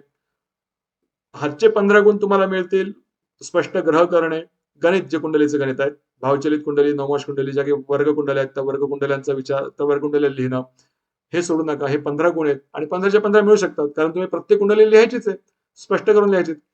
पण ते लिहिताना बरोबर त्या पद्धतीने आहे की नाही ते लिहा. बरेच असा अनुभव आहेत की वरची कुंडली वेगळी असते, खालचे स्पष्ट ग्रह काहीतरी वेगळे चुकीचे लिहिलेले असतात, त्याचा नवमश पण लिहायचा असतो. त्यामुळे ते प्रॉपर आहे की नाही हे एकदा चेक करा. त्याच्याने गुण गेलेले आहेत विद्यार्थ्यांचे, त्यामुळे त्या कुंडल्या बरोबर आहेत की नाहीत हे पण लिहा, ते बघा. ग्रंथ, त्यानंतर पुढचं विवेचन आहे, त्या विवेचनामध्ये 25 गुण आहेत. त्या 25 पैकी चांगले गुण तुम्हाला मिळू शकतात जर या फॉर्मॅटमध्ये तुम्ही काही भरपूर लिहिलं आणि व्यवस्थित मुद्देसूद लिहिलं तर. निबंधाची मुद्देसूद मांडणीला पण 3 गुण दिलेले आहेत. त्यामुळे जसं आता म्हटलं की प्रकरणावाईज तुम्ही निबंधाची मांडणी करा, हे चांगले राहील. 1 2 3 4 5 शेवटी परिशिष्ट, संदर्भ ग्रंथसूची, बिब्लिओग्राफी हे सर्व आपल्याला लिहायचं आहे. त्यानंतर संशोधनाला 8 गुण दिलेले आहेत. नवीन काही विचार मांडलाय का, संशोधन केलं का, तर हे 8 गुण आहेत. एखादा पॉईंट तुम्हाला जर चांगला मिळत असेल तर त्या पॉइंट्स मध्ये तुम्ही नक्कीच लिहिलं पाहिजे. त्या तुम्ही जे काही संशोधन केलेलं आहे ते संशोधन त्यामध्ये आपल्याला घ्यायचं आहे. परिशिष्टाला 4 गुण आहेत आणि समारोप, निष्कर्ष सगळ्यात महत्वाचा पॉईंट आहे, समारोप आणि निष्कर्ष. मग तुम्ही हे जे काही लिहिलेलं आहे याचा समारोप कशा पद्धतीने करा, मग याचा उपयोग काय केलेला आहे. त्याचप्रमाणे हा जो निबंध मी लिहिला, या निबंधामध्ये शेवटी मला काय आढळलं, किंवा मला याच्यातून मला समाजामध्ये काय जागृती निर्माण करायची आहे, किंवा दिव्यांग या व्यक्तींना समाजामध्ये अजून चांगल्या कशा पद्धतीने मला पुढे आणता येईल, याबद्दल काय प्रयत्न केले गेले पाहिजेत, याबद्दल पण आपण माहिती लिहिली पाहिजे. तो असेल समारोप. आणि निष्कर्षामध्ये कुठले कुठले नियम लागले, प्रत्येक नियम लिहिताना जसे की आता नियम लिहिले तर R1 R2 R3 म्हणजे रूल 1 रूल 2 रूल 3 अशा पद्धतीने लिहा. आणि त्याचा उपयोग आपल्याला कुठला नियम किती वेळेस वापरला गेला यासाठी आपल्याला चांगला होतो. म्हणजे समजा एखादा नियम आहे, शनीच्या संयोगाने सेंटच्या योगाने अस्थिव्यंग हा आजार झालाय. मग अस्थिव्यंगाच्या कुंडलांमध्ये शनी ग्रहाचा संदर्भ किती पर्सेंटेज मध्ये आलेला आहे हे आपल्याला तिथे दाखवता येईल. R1, R2, R2, R म्हणजे रूल, नियम, किंवा नियम 1, नियम 2 असं जे तुम्हाला सोयीस्कर होईल त्या पद्धतीने लिहा. नियम, त्यांचा विश्लेषणामध्ये होणारा, विवेचनामध्ये होणारा उपयोग आणि त्याचा उपयोग शेवटी आपल्याला परिशिष्टामध्ये आणि निष्कर्षामध्ये करता येईल की 15 कुंडलीच्या विश्लेषणामध्ये अमुक अमुक ग्रहयोग असा असेल तर असे असे आजार होतात हे आपल्याला सांगता येतच. हा निष्कर्ष आपल्याला करायचा आहे. अशा पद्धतीने आपल्याला समारोप निष्कर्ष पण पाहिजे. त्यामुळे त्या समारोप निष्कर्षाला पण 5 गुण दिलेले आहेत. आणि गुण मिळतात, खूप अवघड नाहीत. असा 75 गुणांचा निबंधाचा आपल्याला एक विषय दिला जातो. त्यामध्ये दिव्यांग हा एक खूप मस्त आणि इंटरेस्टिंग विषय आपण, म्हणजे मी तर सजेस्ट करेन तुम्ही घ्या. त्याच्यामध्ये कुंडल्या पण भरपूर मिळतील आणि स्कोप पण भरपूर आहेत. 17 प्रकार दिलेले आहेत. त्या 17 प्रकारापैकी एकेकाची जरी कुंडली मिळाली तरी आपलं काम होतं. त्यामुळे लिमिट नाही याला. पण असं करू नका की पक्षाघात, मागे पण एकदा विषय झालेला की पक्षाघात विषय आलेला आहे 15 कुंडल्यांसाठी. सगळ्यात त्याच एकाच विषयाच्या पक्षाघाताच्याच 15 कुंडल्या लावाल असं काही करू नका. परिषदेचा उद्देश हाच आहे की विद्यार्थ्यांनी जे काही आतापर्यंत शिकलेले आहेत आणि याच्या पुढे जे काही पुढे शास्त्री परिषद झाल्यानंतर तुम्ही समाजाला जे काही मार्गदर्शन करणार आहात, तुमच्या नावापुढे ज्योतिष शास्त्री ही जी काही पदवी लागणार आहे त्याचा मान ठेवून आपल्याला चांगल्या प्रकारे समाजात मार्गदर्शन करायचंय. नुसतं परीक्षा पास होण्यापुरता हा आपला विषय नाहीये. परीक्षेत तुम्ही कसे पास होतात, निबंध खूप काही मोठा क्रिटिकल विषय नाही. तुम्ही जर प्रॉपर व्यवस्थित निबंध लिहिला तर नापास कोणी होत नाही. नापास होणारे विद्यार्थी काय लिहितात ते माहिती आहे आम्हाला. त्यामुळे जर अभ्यास केला तर निबंधात नापास होण्यासारखं काही नसतं. फक्त ते पॉइंट्स मुद्देसूद घ्यायचे आणि याचा उपयोग म्हणजे मी जे आता सांगतोय की जे काही तुम्ही संदर्भ ग्रंथ घ्याल तर संदर्भ ग्रंथ तुम्ही नक्की घ्या. त्याचा उपयोग ज्यावेळेस तुम्ही पुढे प्रोफेशनल काम कराल किंवा तुमच्या आयुष्यामध्ये जे काही तुम्ही पुढे ज्योतिष मार्गदर्शन कराल त्यासाठी आपल्याला होणार आहे. तर त्यामध्ये सर्वात पहिले तुम्ही घ्या बृहत्पाराशर होराशास्त्र, महर्षी पराशर लिहिलेला. दुसरा ग्रंथ एक असेल जातक तत्वम घ्या महादेवाचा, जातक पारिजात घ्या, सारवली घ्या, बृहत जातक घ्या. असे काही मोजके 4-5 ग्रंथ आहेत ते तुम्हाला अमेझॉनवर पण अवेलेबल आहेत. ह्या 4-5 ग्रंथांचा अभ्यास करा. सारावली, जातक तत्व आणि जातक पारिजात हे 3 तर तुम्ही घ्याच, किमान हे 3 तरी घ्या. याच्यामध्ये हे जे काही दिव्यांगाचे जे आजार आहेत त्याचं वेगवेगळ्या प्रकारे वर्गीकरण करून खूप नियम आहेत, भरपूर नियम आहेत. अष्टमातला चंद्र शनी मंगळ राहूने बिघडला तर अपस्मार होतो. अष्टमातला चंद्र किंवा अष्टमेश बिघडला, अष्टम स्थानामध्ये अष्टमा स्थानाच्या संदर्भात शनी मंगळ राहू चंद्राशी संबंध आला तर अपस्मारासारखे आजार होतात. हा जातक पारिजात मधला नियम. तर मग ह्या नियमांसाठी आपल्याला रेफरन्स मिळतो आणि आपल्या पुढील अभ्यासासाठी पण हे ग्रंथ कायमस्वरूपी हाताशी राहतात. त्यामुळे हे 4-5 ग्रंथ तरी आपल्याला अवश्य घ्या. ठीक आहे. आय होप मी बऱ्यापैकी तुमचा विषय क्लिअर केला असेल. काही शंका असतील, काही डाऊट असतील तर विचारू शकता. त्यापूर्वी पहिले चांदोडकर सर, बाग सर, होशिंग सर, आमच्या संस्थेचे अध्यक्ष, कार्याध्यक्ष सर्वांचं, सर्व मित्रांचं, सर्व ज्योतिष विद्यार्थ्यांना धन्यवाद. 1.5 तास मला ऐकून घेतलं. माझे छोटेसे विचार तुम्ही समजून घेतलेत. आय होप तुम्हाला समजले असतील. काही अडचण असेल तुम्ही संस्थेत तुमच्या संस्थेमध्ये कॉन्टॅक्ट करू शकता, त्यांच्याशी बोला. माझा नंबर हवा असेल तर मी नंबर पण देतो तुम्हाला, त्याच्याशी तुम्ही मला संपर्क करू शकता. मला वाटतं तुमच्या संस्थेतील सर तसे करतीलच तुम्हाला सर्वांना मदत. मी नंबर एक शेअर करतो हवा तर 9822321802. मी चॅटमध्ये टाकून ठेवतो.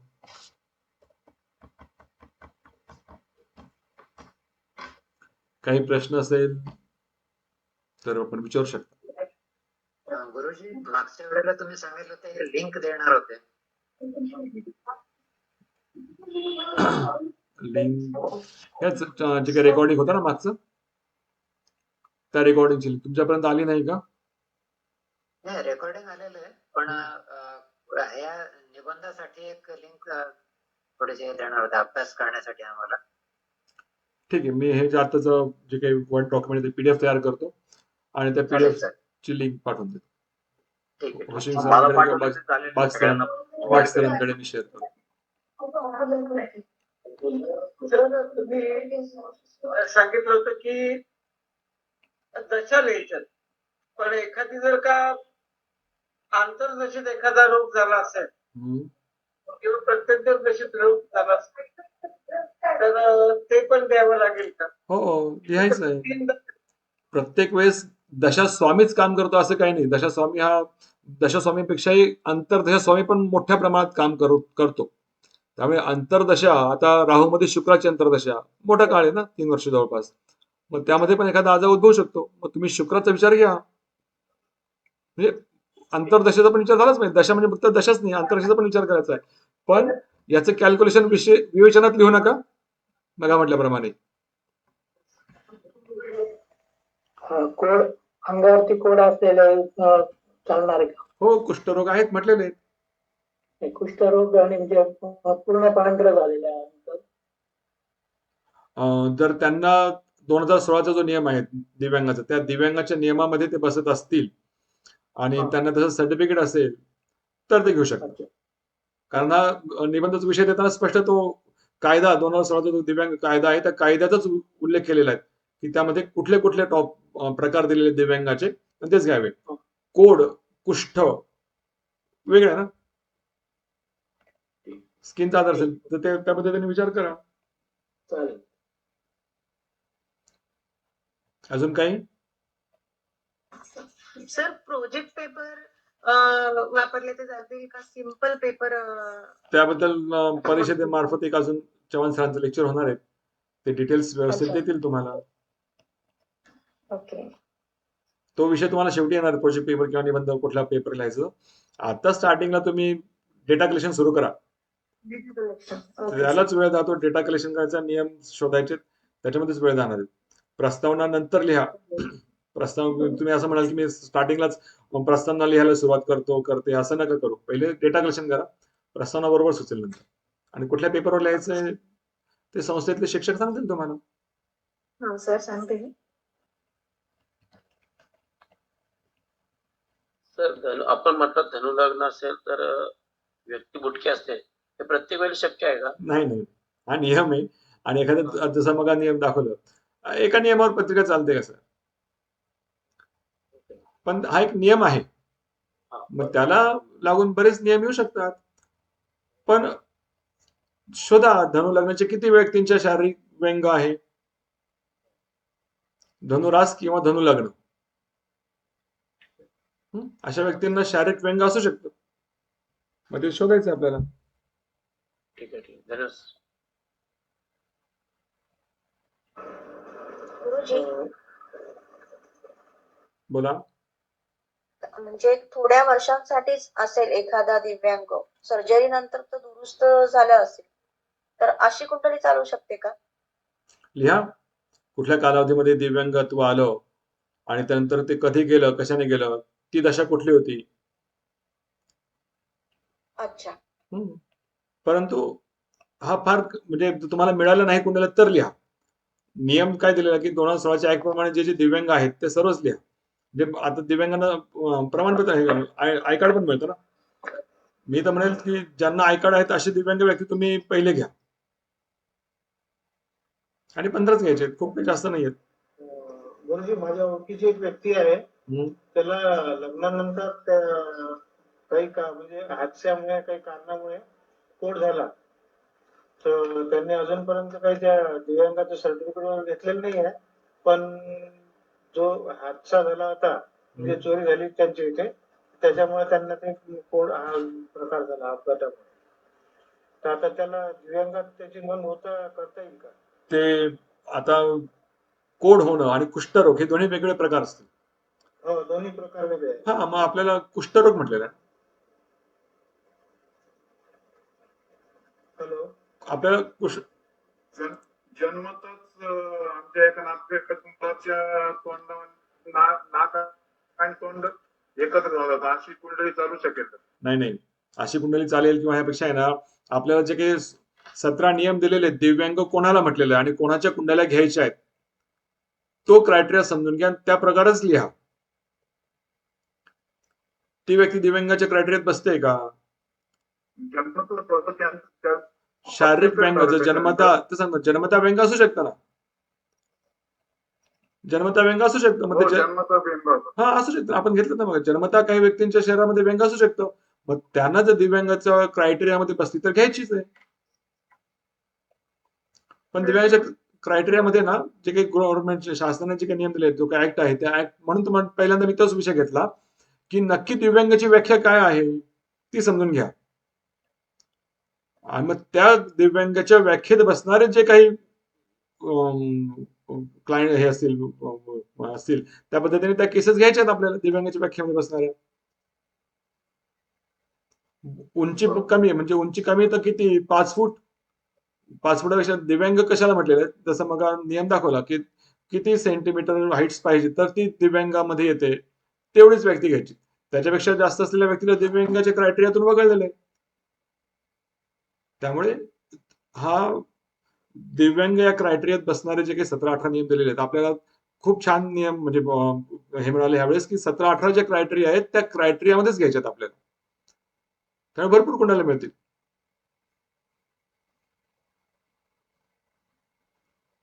ठीक आहे, लक्षात आलं? हो गुरुजी.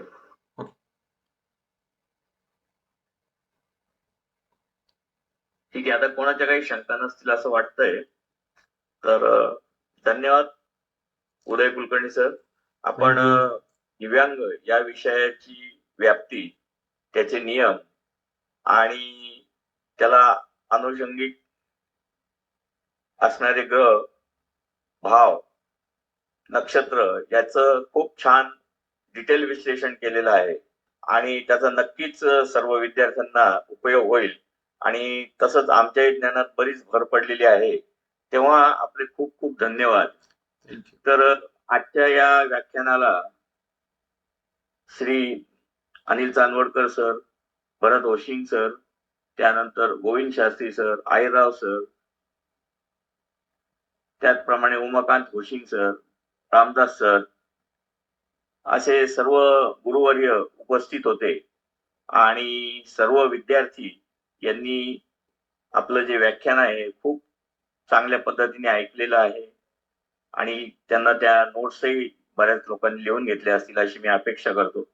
शक्य झालं तर रेकॉर्डिंगची पण व्यवस्था आम्ही केली आहे पण ती झाली असेल तर उद्या ते रेकॉर्डिंग पण मिळू शकेल. रेकॉर्डिंग आणि काही नियम अजून बरेच खूप नियम आहेत. नियम आता काढत बसतो तर अजून 2 तास जातील. काही नियम स्पेशल करून मी पाठवत होतो तुमच्याकडे पुढच्या मला पीडीएफ जरी पाठवली तर मी सगळ्यांना ती डिस्ट्रीब्यूट करेल. पीडीएफ काही प्रॉब्लेम नाही येणार. उद्या मी तुम्हाला आठवणीला फोन नक्की करेल. तर सर्वांचे मी इथे धन्यवाद आणि आभार मानतो. विशेषतः आपल्या कुलकर्णी सरांचे आभार मानतो. आणि आजचं व्याख्यान हे इथे संपलेलं आहे. तर आपले शास्त्री गुरुजींना मी विनंती करतो की त्यांनी पसायदान म्हणावं आणि कार्यक्रमाचा समारोप करावा. होशिंग गुरुजी किंवा चांदवडकर सर आपल्याला काही बोलायचं?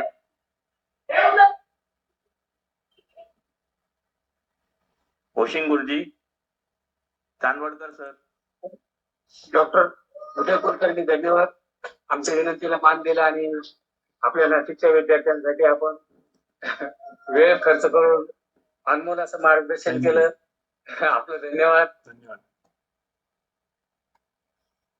चांदोडकर सर बोलायचंय? सुरुवातीला बोललं. बरोबर, ठीक आहे, चालेल. गोविंद शास्त्री सर. हा, हॅलो, आवाज येतोय माझा? हो, येतोय. हा, नमस्कार. आपण आता पसायदान घेऊ परंपरेप्रमाणे. आता विश्वात्मके देवे येणे भाग्यज्ञ तोषावे तो शोधी मज द्यावे वसाय दाने जे खळांची व्यंकटी सांडो तया सत्कर्मी रती वाढो भूता परस्परे पडो मैत्र जीवांचे दुरितांचे तिमिर जाओ विश्वस्वधर्म सूर्य पाओ जो जे वांछील तो तेला प्राणीचा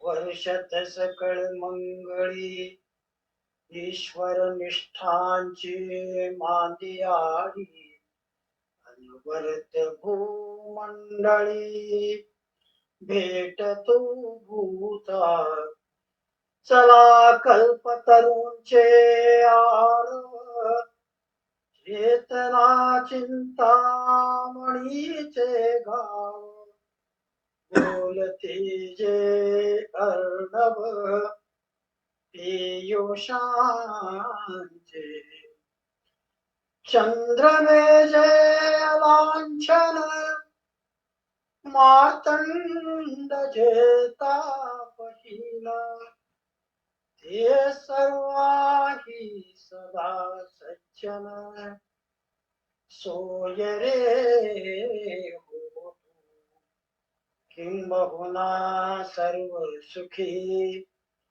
पूर्ण हो निती लोकी भजिजो आदि पुरखी अखंडित आणि ग्रंथोपजीविये विशेषी लोकीये दृष्टादुष्ट विजये होवावे तेच म्हणे विश्वेश्वरा हो आहो येईल प्राण पसावो येणेवरी ज्ञान देव सुखिया झाला सुखिया झाला सुखिया झाला. धन्यवाद. धन्यवाद. जय गुरुदेव. धन्यवाद सर. आपण खूप छान पसायदान म्हटलेलं आहे. सुंदर. धन्यवाद सर्वांना. जय श्रीराम. जय श्रीराम. जय